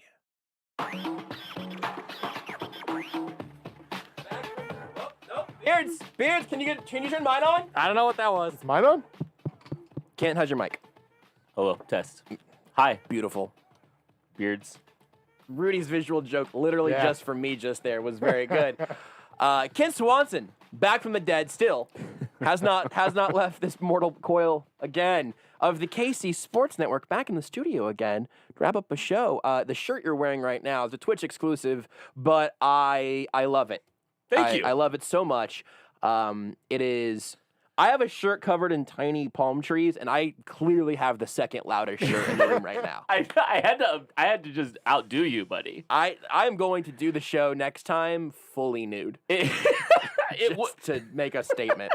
Well, yeah, you've got to do something to overshoot this beautiful, gaudy shirt. It wouldn't be good radio, but I would love for you to just come here and narrate the details. I thought you were going to have me all feel over. it. I was scooting over. I was like, I guess actually, I if you want to will. touch it, hey, I got my second shot today, so you can. So did Rudy. I got my second shot today too. That's yeah. nice. Are you a Pfizer, bro? Pfizer. Look at It's all you. about the Pfizer.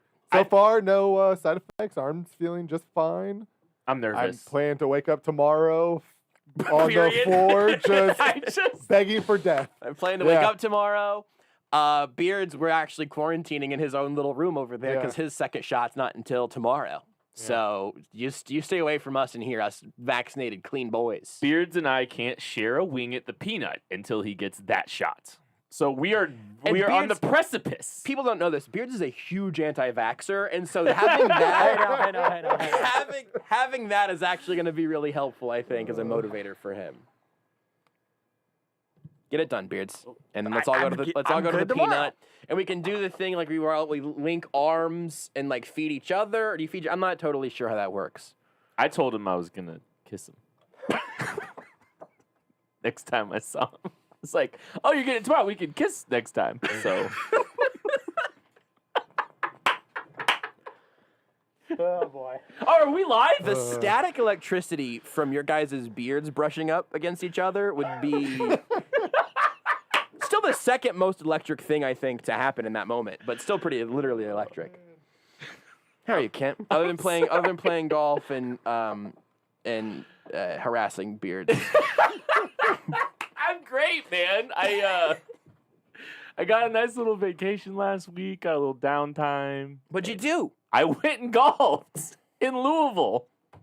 It was great. Golf capital of the world. Yes, that's where people typically go to golf. Yeah. But yeah, I went with some friends. Can you try to make me care about golf like a little bit? Dude, it's not hard once you get out on the course. I'm just telling you. Like, I will absolutely take you, and we will go play, and we will be terrible at golf together. So bad. We'll throw back a few beverages. Cool. Just waters. a nice warm milk, perhaps. Yes.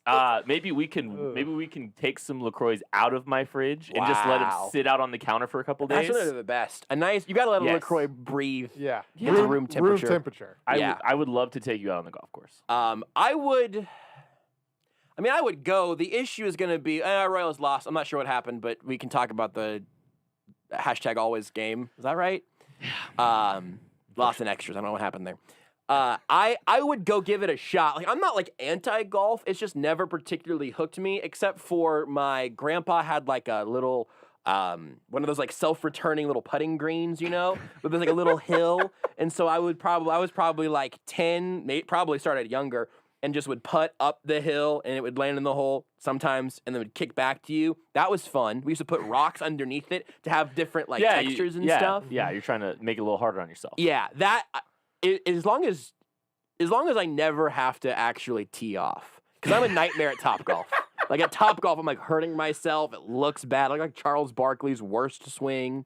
Oh, this is even better. I will film the entire thing now. Oh. Look, here's the thing, Josh. You sneakily have the wardrobe to be a modern day golfer. Absolutely true. Yes, I mean this would Definitely. play. I mean, you might get a little hot. I've got some frayed jorts right now. I'll get a tight hem on whatever pair of shorts I wear to the golf course. You don't even need to do that these days. Wow. The rules of golf have changed, and now we are all Rodney Dangerfield from Caddyshack. Okay. And so we're all just we're in gaudy clothing. We're not taking ourselves too seriously. Maybe kick the ball a little bit, a little bit, just a friendly lie here and there. But I'm just telling you, we will have a good time, and that is the whole point of golf anymore for all of us people here. I feel like that tracks. I buy that of like we could have a good time golfing. Won't be good at golfing by any means. No one's good. I mean, like Brooks Koepka. I wanted to ask about this. DeChambeau are, I guess, but. Who should I like? And Rudy, I know you have at least some amount of information on this also. Brooks Koepka and Bryson DeChambeau hate each other. Yeah. And I thought I liked whichever one just absolutely just uses a baseball bat and just hits everything 9,000 yards. Sends everything. Yeah, that's DeChambeau. But then Koepka has become the guy who is just publicly annoyed with just a bleep hole person in his orbit. And like I really respect that. So I don't know. I'm a Koepka guy all the way, 100%. Okay, why? Kent, tell me why first, and then I'll let Kent make his case. I think he's more real. Like the shit, like he talked about. I heard him talk about this once, and it was a shot at DeChambeau, but he'd never mentioned him by name. On how Bryson will talk about how. Yeah, he's like, I can take 3 yards off this swing, and he's like, nobody can take 3 yards. Like you are hitting a golf ball. It's just not possible. Like nobody has any of that knowledge. Like DeChambeau is like, to me, is approaching Dork Club of golf. Yeah, but, but he hits the ball so hard. But he also does hit the ball so hard, and that's exciting. And that is fun. I like. He does have that going for him. But here's the thing, I'm a Koepka guy, but to like Koepka, you need DeChambeau. Like he's Batman and the Joker. Exactly. Can't have one without the other. You need him in golf. Do you need to do anything with this Royals? Okay, great. So where are you at, Kent? There's Rudy's case. I'm actually kind of Koepka, but I think I'll just make a case for DeChambeau, I guess. That's fine. I think he's just kind of like a meathead. Did you see the video of him doing curls or kind of doing curls? Yes. He's just, I mean, I don't even, it's not curls. Like he's just kind of just chucking the weights up as like high a CrossFit curl. Yeah. It's just sort of. I got CrossFit takes too. I don't want to go there. Where's metal cleats or metal shoes? Like spikes, they call them. Spikes. Yes. You're the golfer here. Golf I mean, boy. you would know. Boy. But I think it's just funny that he's obnoxious meathead, and I kind of respect it. I do too. I do too. Here's a question. So we're going to have to, if I'm going to play golf at any point in my life, we're going to have to. We got to do this. We're going to have to fudge the rules a little bit. This has to happen. You know the plastic baseball bat that has like a 4-inch barrel? Could I use that to tee off? I mean, I can get some range with that, I think. And I can probably get it at least I'll toss it to myself even. I want to know how far you think you could hit a ball with that. Because farther than I could hit it with a golf club. As of right now, you think I think you'd hit it like 12 yards. Like you would just. I think. Oh no! I think you would be disappointed in the bat. I think the bat would disappoint you. That's possible. But I also think that I would I'd rather be disappointed in the bat than disappointed in my own self, which is what would happen if I had to tee off. I think we could get you. I think if you hit the ball as hard as you could with a putter, you would get it farther than the bat. So if you just want to putt it up and down. The issue, though, is the mechanics. If I wail back for a golf swing in any form whatsoever, we got a lot of work to do just watching you try to swing from here. Well, I mean, yes. So I've got my feet planted. If I'm coming back, I'm gonna swing like a baseball bat anyway. But I'm just swinging like Vladimir Guerrero now. Like that's my golf club swing. That's all Vlad's home run swing was a golf swing. He was hitting those things from his shoelaces and sending them up 450 feet. So you're in good shape. What if I got an aluminum bat? Now we're talking. We're talking now. Now we're talking. And also instead of a golf ball, I want like a slightly bigger ball, and like instead of trying to hit it into a hole, I'm trying to hit it like over a fence. And then maybe once I hit it, I like run to a white square on the ground. So now we need to join a softball league, is what you're telling me. Instead of golfing. What? That's what we should do. We should join a softball league. You're trying to veer the direction of this conversation into softball, is what it sounds like. Well, listen, Kent. It's because I'm insecure about things that I'm not good at. And I'm not good either. But if you embrace the suck, it's fun. There is some truth to that, but I overheard. Rudy's trying to get out of the way of Beard's marking that. Go ahead. Thank you, Rudy. I overheard back there, and also, DeChambeau wears the metal spikes that is bad for like the golf courses. I it respect destroys that. the golf like course. that. And like everybody, like he's the only person who does. Oversized Kind of a putter. dork. He's got like a 5-foot-long putter. Like it's kind of a dork. And he does he doesn't have even a putter that hits him in the nipples? Yes, but he doesn't even. He doesn't even use it. It's kind of a dork. It's great. He's not full on dork club, right? He wears the Bruce Arians, whatever kind of hat that is. Back in again. All I'm saying is he is not up for trial in the dork club. He's just somebody to watch out for. He's on Rising star. He is on a dork club trajectory. But I will say this: I kind of like the disruption of the norms of golf because but he also has to be in golf. Yes, I think he is good for the sport. Kupka's eye rolling because he is old golf, even though he's a younger guy. He's old golf, and the traditions of the game, and Bryson's out here just trying to hit the fairway on every drive. Bryson's also like Anyway. He's a try-hard, and Koepka is definitely the I don't care that much kind of guy. Like I'm just out here to hit some golf balls and kind of have a good time with everybody. Like I think My plan is to wear football cleats and really dig them in before every shot. I'm trying to really stabilize my base. I would rather you wear your worst pair of Converse, and I know you have a worst pair. Can they be Vans? Yeah. Okay. Let me see that. It's these, and they're in terrible. I was literally gonna say, are they checkers? Are they checkered? And they are. They're checkered. I got these for free, and there's a hole in the kind of by the pinky toe on the left foot. The insoles were more expensive because I've got bad feet, but these have been machine washed multiple times. Those are perfect. If I could play golf in really disastrous checkerboard Vans, I might be in. That I feel like brings around the aesthetic that I need. Space hoodie.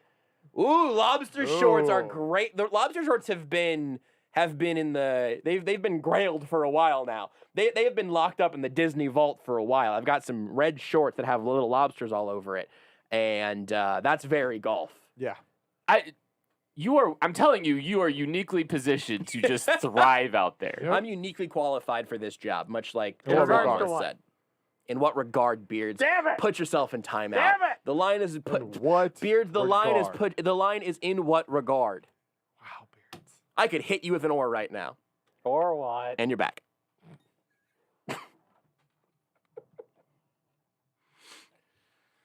What did you make of the Aaron Rodgers, the latest Aaron Rodgers things and the Instagram videos with Shailene Woodley and Miles Teller and Miles Teller's wife, who never gets named in any of these stories because she's just Miles Teller's wife?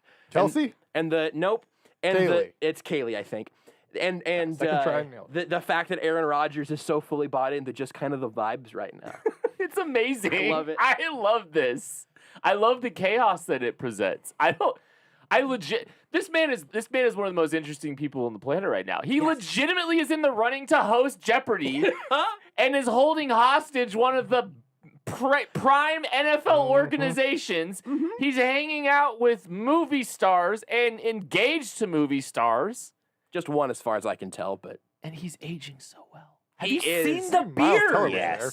Yes. And the hair, the whole thing. The little, I mentioned earlier, I'm trying to get my hair cut soon because it's just a lot right now. I'm just tired of it. But seeing Aaron Rodgers pull off the little top knot, I don't have like a hairband on me because I'm not doing that on a regular basis, but I could definitely just follow that path. I can let the beard roam. I can do a little top knot. And just try to, I think it's only plain white t-shirts now, and just ride the vibe. Just Taylor Swift playing, wine bottles open all over the place. Who doesn't want that life? We could do all that on the golf course, by the way. But how loud could I play a Taylor Swift song on a golf course? I would let you play it as loud as you want, even while I'm putting. But sorry, I'm diverting. I'm changing the subjects all of a sudden. I'm sorry. No, it's fine. I just think there's just... This is normally your job. Yeah, it really is, but that's okay. I'm just thinking now about how badly... So did you play 18 today? No, I played 9. This show is slowly devolving into another show, by the way, that is sort of jarring to me, because I just asked how many holes of golf he played today, and I got freaking whiplash. Starring Miles Teller. So... Across the street from where I live, there is a golf course that has a 9-hole course. I definitely think just starting with 9 is probably good, because I really hate it, I'm always halfway done. You're close to where I would have started originally. So what did you shoot on 9 holes today? I shot a 50. That's bad. But I think double digits on an 18-hole course, I feel like you're too good at golf to be on a golf course with me. No, look. I would need you to rent it out like it was a Make-A-Wish of like the golf course is literally empty except for me, Bryson DeChambeau, Aaron Rodgers, and you. It's the match. It's the match 2.0. It's the this match. Is the match. No one else is Okay, hold on. I'm circling back around again. Rudy, you've golfed at some point, yeah? Like 5 years ago. Beard's not a chance. Mini golf, baby. So, what if... I love where this is going. What if we go teams? And I think me and Rudy versus you and Beards? And then you guys. Oh, this is getting better. I get to team with Beards. I get to share a golf cart with Beards. That's right. You can get away with a lot of stuff in a golf cart. So, I think that's probably. I want to both be drinking and acknowledging that I'm bad at golf, but also competing. Why? Why do you want to compete? Because I'm sick. I don't know. Because my brain is broken. I think if I had a chance to beat, maybe it's just this. Maybe it's just we're definitely keeping score, right? I'm not in that T-ball nonsense. Maybe as long as I'm doing better than Beards, I'm safe. Maybe that's what it really is. Maybe I just need to not do worse. It's not going to be difficult. Yeah, you just. The funny part is we say that, but it takes Beards like 5 shots to get on the green, but then just every time he's on the green, that mini golf practice comes in, and he's just draining it. He is 30 yards away from the hole, just no looking. Can we get a windmill in here? Can we get a windmill up in this? I can't focus. I think here's what we should do. Where's the tunnel? You ever heard of skins is a term that is used in golf? I understand the term, but I don't know. I don't want to play shirts and skins. I don't know what it means. I'm gonna get sunburned. I'm self-conscious already. It's gonna be worse if I'm gonna match my lobster shorts. It's like See, you go get a good base tan beforehand that we don't burn, Josh. Yeah, I look like a guy with a good base tan. You go get it. It's not gonna happen. I think we should play for chicken tenders. Wow. I do need you to explain skins to me because I do not know what that means. It's like a per hole. It's a per hole competition. Oh, that's all. Oh, more or less. We're going to start force feeding you chicken strips. Like, what if we bring them with us and we have to eat them on the course? So if you're doing too well, you are just so full that you just want to quit. Oh, it's the great equalizer. Yeah. So, by the way, you know what else you've done? So one thing you've done is that you might be so bloated on chicken tenders that by the 7th hole, you are kicking the ball, right? But what you've also done, you've taken the top of this and you've pulled it down. What you've also done is on the end of that stick with the string on it in front of Beards, you've got a chicken tender. Wow. Now listen, you know the stories about like there's a car accident and then the grandma? mom, the grandma can lift the car up because her child is pinned underneath. I think Beards could be an Avenger if he was saving chicken strips. Is that why he was so on his game 2 weeks ago when I came in? Yes. And all of the intros were just exceptional because he knew there was tendies coming. There was so much on the line. So at that point, we'd already had them. That's true. but was you knew it was fueled by coming. them. That It's is like fair, you were yeah. motivated by the fact that you were getting free Slim It was a Chicken. good work was day very for him. tasty. It was a good work day for him. Yeah, He I worked haven't hard. had chicken since then, and I don't like that. What? Yeah, it's been like 2 weeks. I had Hawaiian Bros chicken today. Well, I've had some. I haven't had fried had chicken. I have chicken strips. Yeah. God, Hawaiian Bros is so. We've talked about Hawaiian so Bros. good. Listen, maybe Hawaiian Bros is listening now because good. Kent is here. My offer was that I would. You're not on the train. They're not going to sponsor this segment. You shook your head a little. Oh, bit. I would do it in a heartbeat. Oh, okay. Go ahead, say your I've never controversial- had Hawaiian Bros. Oh, it's so good, man. This is an opportunity for them. So good. It was my first time today. It was fantastic. I've heard so many good things about this place. Very good. No It's one has great. said a bad thing about this place. It's like the menu's pretty simple, just in the sense that it's not you go there, not a ton of options, just some different flavors of chicken. There's a pork. You get some rice. You get some good macaroni. It's a macaroni like salad, which I didn't really think I was gonna like, but I did Some like. nice pineapples. A little dubious of that macaroni. So was I. Yeah. So was Is it I. like a mayonnaise base? Yeah, and that's not my cold jam. macaroni? None of that is my jam at all. No, but it's pretty. And pretty I good. crush it Yeah. every time. Yeah. I'm eating it with my hands like an animal. What I'm offering is their logo includes like a little pineapple. I'm offering to just get that tattooed on my body somewhere in exchange for like the Nicky Lopez Chipotle card, of like just entree me here. I've got the gold card. What restaurant would I not do that for? Now that I'm thinking about it, because I feel like maybe you just have like a full sleeve. It just means you never have to pay for fast food ever again. There's several I would do that for. Like this wouldn't be my first choice, but I could sneak in a little Arby's hat amongst a bunch of other options. I could put a little Arby's hat on the Slim Chickens logo. Do they all just have their own QR code that you have to scan? Is Yeah, that how that'd be this fun. works? Oh, better. Yes. Yeah, you gotta hope QR codes never go out of fashion. but yeah, Or absolutely. just a barcode. Or just a barcode. Yeah. They seem like they'll stick around for the long game. We've played this game multiple times, stealing it from various places. Of like, if your 5 fingers were, we'll talk about the Chiefs draft picks here in a second. I've been on this show an hour and a half. Since my return. Yeah. And we have not talked football. We had at Will all. Shields on last hour. We have a lot of leash in terms of nonsense on today's show. Okay, good. We're taking every inch of it. And Will Shields is great, and you can listen to it on wherever you get your podcast. Just search for Almost Entirely Sports. So we've had various shows where we've talked about if your 5 fingers, each of them was like a dispenser, you get like a liquid of some sort or a dipping sauce. You can just whatever you need. These are all liquids. It was up to you. You can go. Well, the game has been at some point liquids that you would drink, sauces like condiments that you just always have. Maybe they were like the only things you can ever I have. think we also did. That one I Is just so hope that's just different? technology that I hope happens. I would also say we could do the 5-finger microchip of you just scan this at this fast food restaurant and your food is free forever. Ooh. But I like the I like all of those versions of the game. Which one do you want to play, Kent? You want to go condiments, restaurant, or drinking fluids? I like the microchip eat anywhere one. I'm afraid that we're going to either give free advertising or alienate a potential sponsor. We're not going to alienate anybody. There's not a negative one. So Slim Chickens doesn't. Here's the issue. Well, hang on. First of all, we need music. That's such a great point, Beards. Thank you very much. Did you just make this today? I did, yeah. Wow, that's beautiful. Thank you. Never heard anything like this before. This is great. I feel like he's stealing my thing, but I feel like he may have copyrighted this from something that I made in the past, but I'll let it slide. There are pros and cons to Let It Slide Media, also in association with. I'm sorry, that's Let It Fly. That's not right.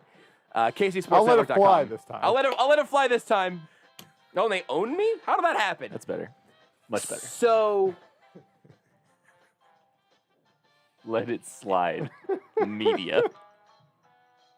We cut TM, corners. TM. This is our venture. I haven't been to a McDonald's in like 3 years, probably. Ditto, Really? buddy. But here's the thing. They're everywhere. Yeah.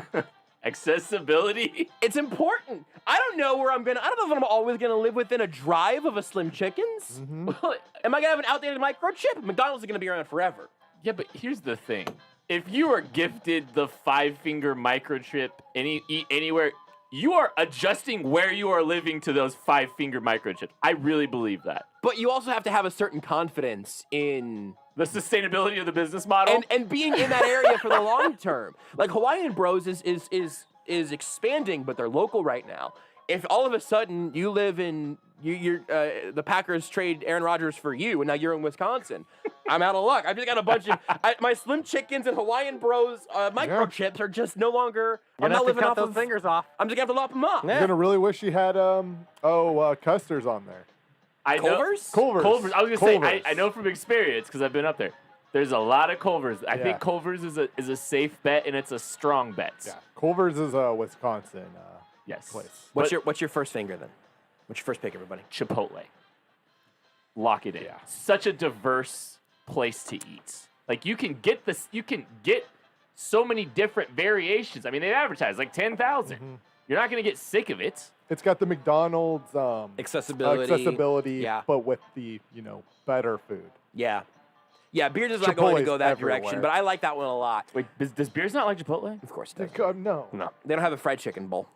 Here's the thing. It's been a while. He's obviously 6 feet on the ground. You don't get great radio reception. I get it. We played a game. I was actually telling my roommate about this today. I don't know, before the pandemic. It was that you get a point for everything that you refuse to eat, and there was like 64 items. Yeah. And Beards had like 61 to 64. And mind you, this included that he will not eat any fruit, any vegetables. He doesn't like apples. Beards, how are you alive? Made it this far. How? I don't know. I made it. Okay, we're changing games. We did this with Mick like literally like 2 weeks ago. God. I'm just going to skip to, Beard, stop me if you'll eat this item, okay? Okay. Ketchup. No. Mayonnaise. Just give me yes or no. Just let's No. fire through it. Mustard. No. Ranch. No. Vinegar. Yeah. Soy sauce. No. Cheese. Yeah. Blue cheese. No. Raw fish. No. Cooked fish. Yes. Canned tuna. No. Oysters. I'll try it. Crab. Yes. Shrimp. Yes. Snails. No. Chicken. Yes. Beef. Yes. Steak. Yes. Pork. Yes. Ham. Yes. Turkey. I don't like it, but I'll eat it. Bacon. Yes. Garlic. Yeah. Tofu. No. Onions. No, unfortunately. Carrots. Yeah. This is when it gets gross, Kent.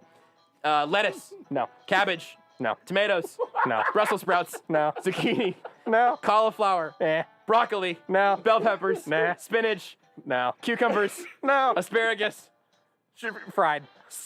Not the spirit of the game. Celery. Yeah. What? Well, with his We had wings. the same reaction last time we did this. That doesn't surprise me I because know, of Beard, wings. I'm doing radio. Eggplant. No. Mushrooms. No. Pickles. No. Beans. Nah. Olives. No. Avocado. Nah. Peas. No. Strawberries. Oh, we're in the fruit section. Here we go. No.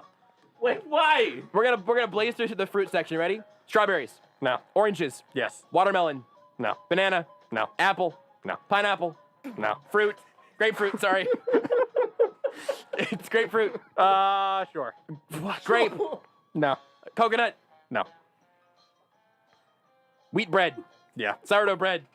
Not really my favorite, but sure. Eggs. Yeah. Stunning. Milk. Yeah. Coffee. No. Tea. Yes. What? Yeah. Raisins. No. Peanut butter. No. Dark chocolate. Sure. White chocolate. No. Yogurt. Say no to No. peanut He butter. said no Nutella. peanut butter. No. He said no to peanut butter, Nutella, and every fruit and vegetable except for celery and grapefruit. My favorite part about this is like halfway through, you rolled your eyes subtly. And I'm just, he's just, oh, shit. I just don't know how you're alive. It's stunning. Beards, how are you alive? I'm a miracle, man. You are.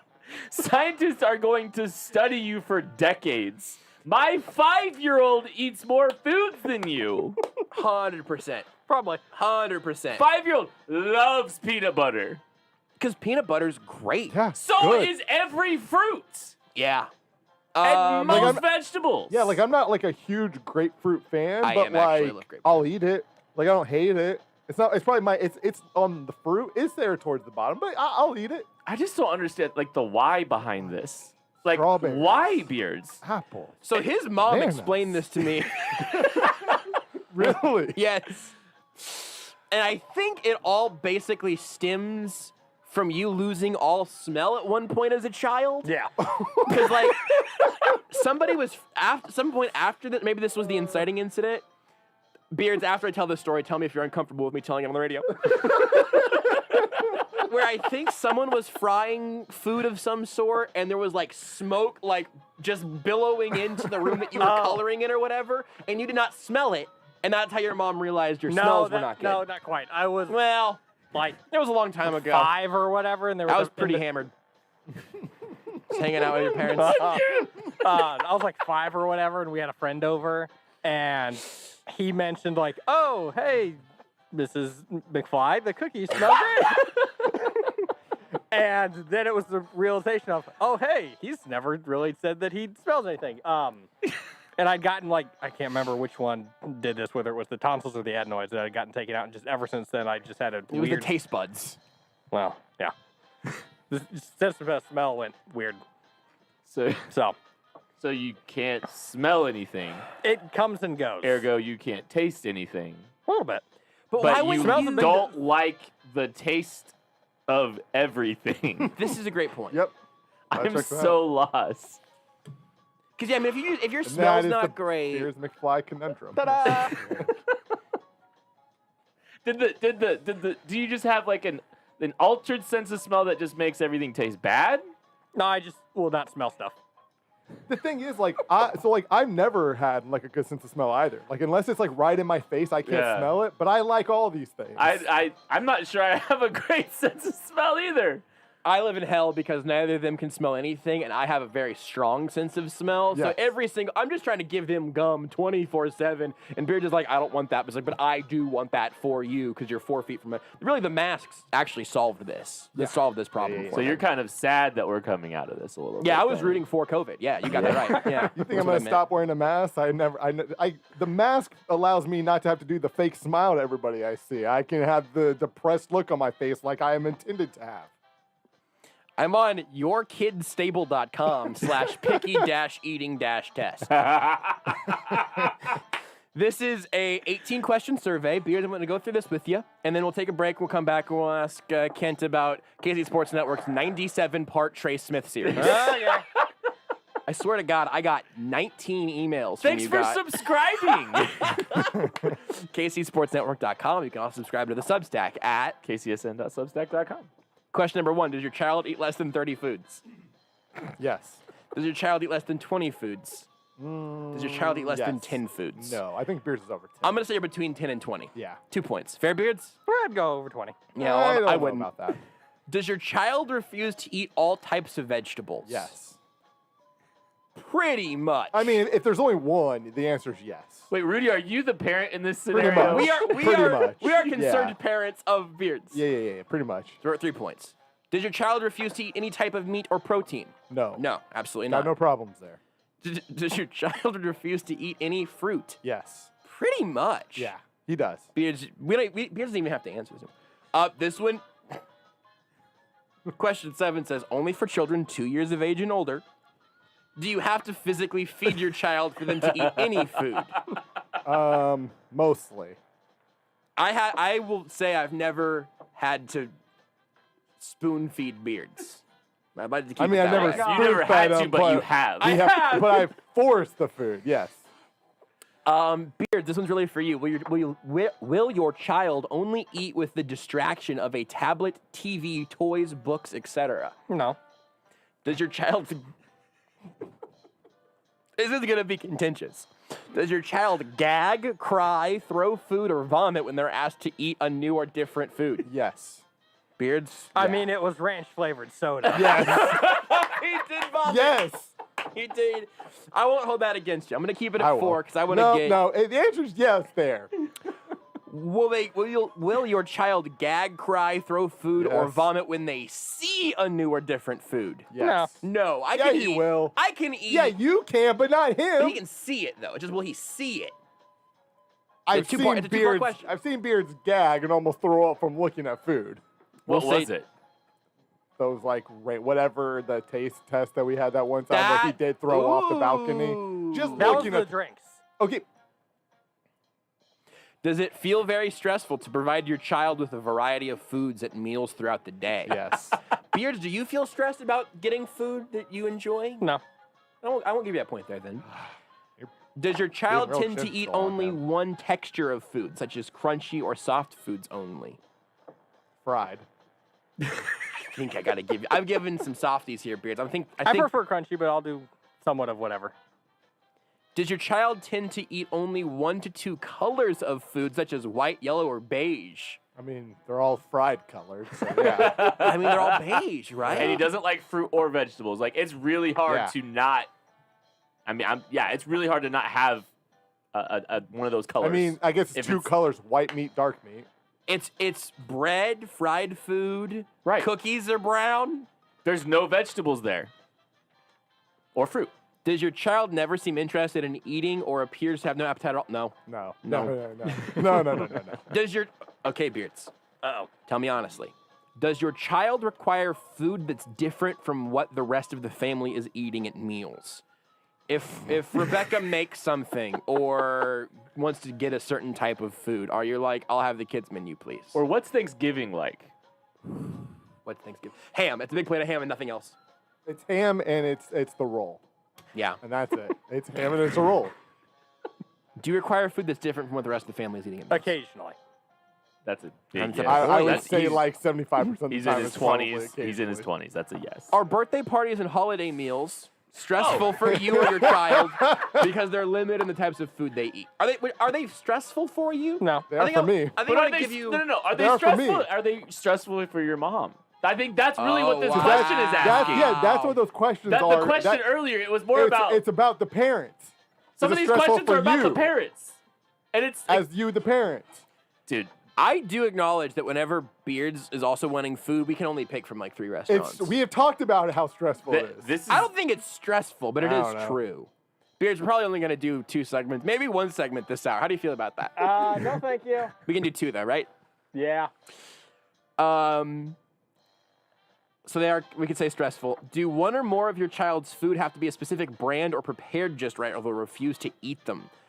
You'll only eat 1 type of chicken nuggets, won't eat any other type of chicken. I don't think that's probably true. He likes chicken strips equally for the most part. Does your child, last one, does your child have a food they used to eat every day that they now hate and no longer eat? Not to my knowledge. You have to answer this one for us, Beards. I don't No. know. Okay. So you got... You got 8, which makes you type 3 out of 4. Is that like an Enneagram? Yes. You are the extreme picky eater, 6 to 12. Extreme picky eaters typically eat less than 20 foods and throw a tantrum or gag when a new or different food is on their plate. The extreme picky eater drains parents, and stress levels at meals are usually pretty high. It seems there's no way out short of short order cooking, and the thought of them eating a new food is like a pipe dream. How to help the extreme picky eater? Beards, this is an intervention. The music is perfect This is for why, intervention. this is why Kent was here, Beards. Beards, we love you, but we need to talk to you, buddy. I've prepared a letter. None of these are that helpful. You're hurting us. Beards, make sure that you only give them water in between meals, because even a little milk or juice or Coke no ice, crazy that it was that specific, can affect their appetite. I will recycle a bit, obviously, because this is like our 15th time doing Beards is Picky. But we might. Beards has raised his eyebrows and nodded at no one in particular to show me that yes, he's also tired of this bit. I get it. I might do this with Mick whenever we have Mick next. Oh no, we did that last time too. Well, no, but with this new version with your from yourkidstable.com. Mm-hmm. Wait, Oh, is it's Mick your picky? kid's table. Did you think your kid's stable? Like, your kid. Stable. I thought it was either that or like a stable for kids, like a horse stable. And it's definitely your kid's table. Yeah. .com. There's no punctuation on the interwebs. That's right. Unless you read the KC Sports Network, and then there's punctuation all the places you want it to be and none of the places you don't want it to be. Hopefully. Who's got the last call on copy? Is that a Matt thing? That is a Matt Derrick thing. Sloppy, unprofessional. I've said this often about Matt Derrick. Yes. Yeah, those are two things that define that man. Also Also picky. Incredibly picky eater. Yeah. Mick Schaefer, Matt Derrick, Beards McFly. We got some picky eaters in Kansas City media scene. I want to talk about that, but maybe at the break. Mick's picky? Yeah. Very picky. Matt D he's picky. Very picky. Next time you see Mick, Is he ask pickier him than about, Beards? It's really close. Interesting. Matt Derrick is Hates fruit as well. extremely picky, and I call him Picky Schaefer. So that they're really those three are all neck and neck. You think he likes fish? We should ask Mick Schaefer I if was he likes surprised fish. He doesn't like Beards fish. liked fish. I don't think he's was a mentioned that, surprise there. Beards. Are you playing a bit there? We're doing the bit. Yeah, yeah, we're doing a bit. We did a whole bit for like a whole show where it doesn't matter. I'm not going to explain the bit. I'm not going to explain the bit. You didn't go through the archives if you care that much. Kent Swanson, the KC Sports Network. It's been 40 minutes. No, it hasn't. It's been 40 minutes. Yeah. Assuming he doesn't have anywhere to be, we'll close out the show with Kent Swanson next. At JB Briscoe, at Beards McFly, at Not That Rudy, at Sports Radio 810. Just do it already.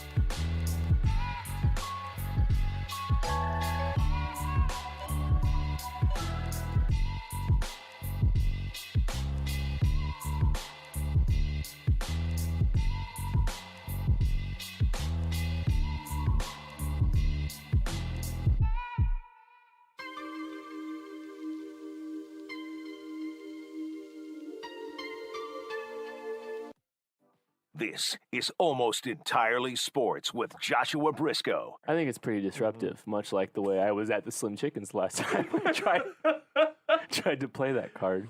Kent is out here trying to be disruptive in the sports media scene and in your local Slim Chickens. On Sports Radio 810 WHB.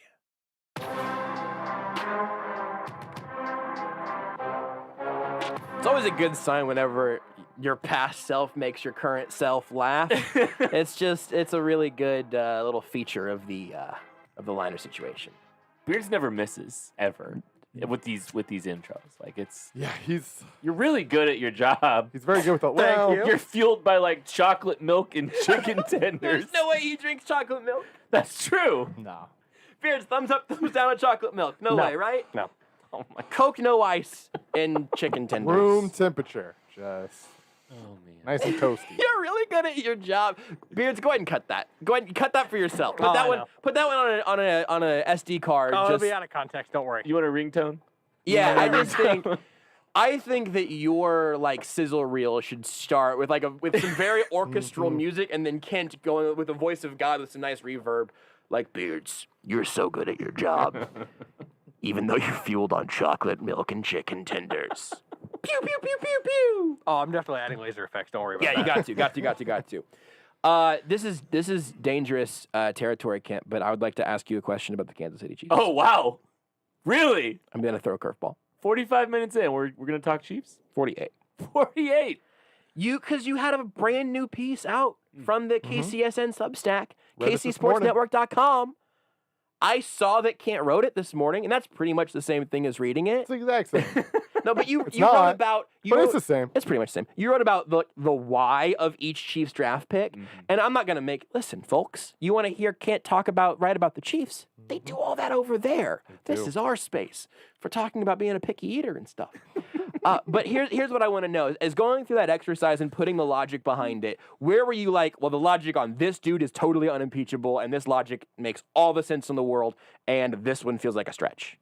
None of them felt like a stretch for me. Really? I'm serious. I'm not just saying that. I felt very comfortable with the why for all of these draft picks, all the way. Even Nick Bolton, the one I had my opinions on drafting another linebacker that early, but he's the Anthony Hitchens replacement. Like that, that is very obviously what is happening. Anthony Hitchens is going to get cut next year. Mm-hmm. I like Anthony Hitchens. He finally started playing well. And now it kind of seems like they're just trying to find a cheaper option. Yep. Nick Bolton could be that guy. So, like, honestly, genuinely, I look at this draft class and I understood the why for this entire group. And I didn't really have to think too hard for any of them, honestly.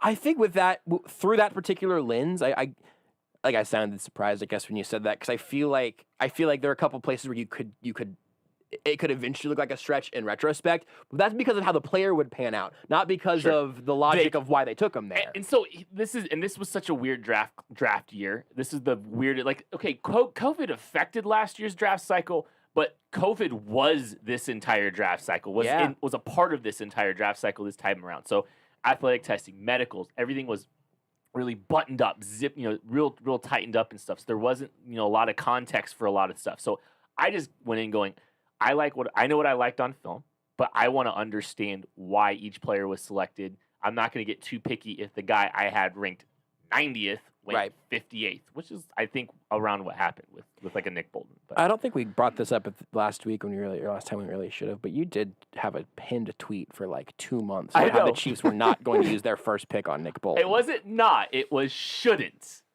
which is not much better.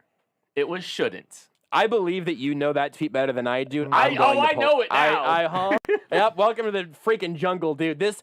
Do you want to bet a chicken tender on it? At least you didn't bet, a taser.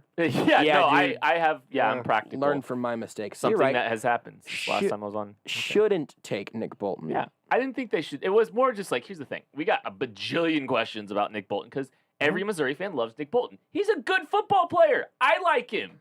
Read the next tweet. I like the player. Next tweet says he's a bad player. You got that one really wrong. harsh. Yeah. But no, we got a lot of Nick Bolton questions. We kept getting them. People like to overhype their guy a little bit, and I didn't like him in the first round. That's really the origination of the tweet. I tweeted it before they didn't have a first round pick. He tweeted it in January, dude. You should have seen how many questions I was getting, I know. Josh. No, I did see them. You probably did. So I just didn't like the idea of taking Nick Bolton at 31. I don't love the idea of taking a linebacker at 58, but if you look at it in the context and understanding of they took a safe player that's going to contribute for 4 years and is eventually probably going to be their starting mic as soon as next year, I understand it at least, right? And Chiefs fans, like half of Chiefs Kingdom is, I used the word kingdom, I'm sorry.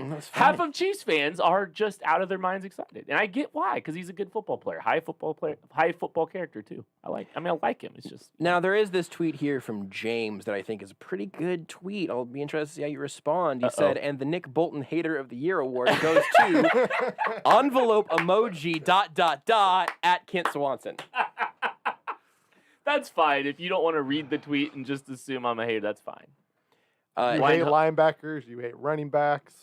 Linebackers are kind of the running back of linebackers are kind of the running back of defense. Let's just be honest. I don't know if this is because maybe you haven't tweeted about it very much, or maybe I've missed it somehow. But I don't think I actually know what your Julio Jones take is right now. It's one that's evolving. I kind of feel similarly. Yeah. How has your Julio Jones take evolved? Where are you at right now? I think like that voice, man. Yeah, sometimes I feel like if I needed to go to NPR at some point, like I've got it in. I just want to show my range. Yeah, you do have some range. Buddy. Thank you, Ken. Julio, I'm fat. I'm not so loud. I'm more interested. I'm more interested in Julio than I was a week ago. Please? You're more interested than you were a week ago? What is happening? I don't know. Okay. Yeah, no, I'm more interested than I was a week ago. And I think it just depends. I don't want to trade a bunch of volume of draft picks. And honestly, like I don't think like if a second round pick is the market for Julio Jones, the last team that the Falcons will take a second round pick from is the Kansas City Chiefs. That's right. Because they're going to win the Super Bowl again, especially if they get Julio Jones. Yep.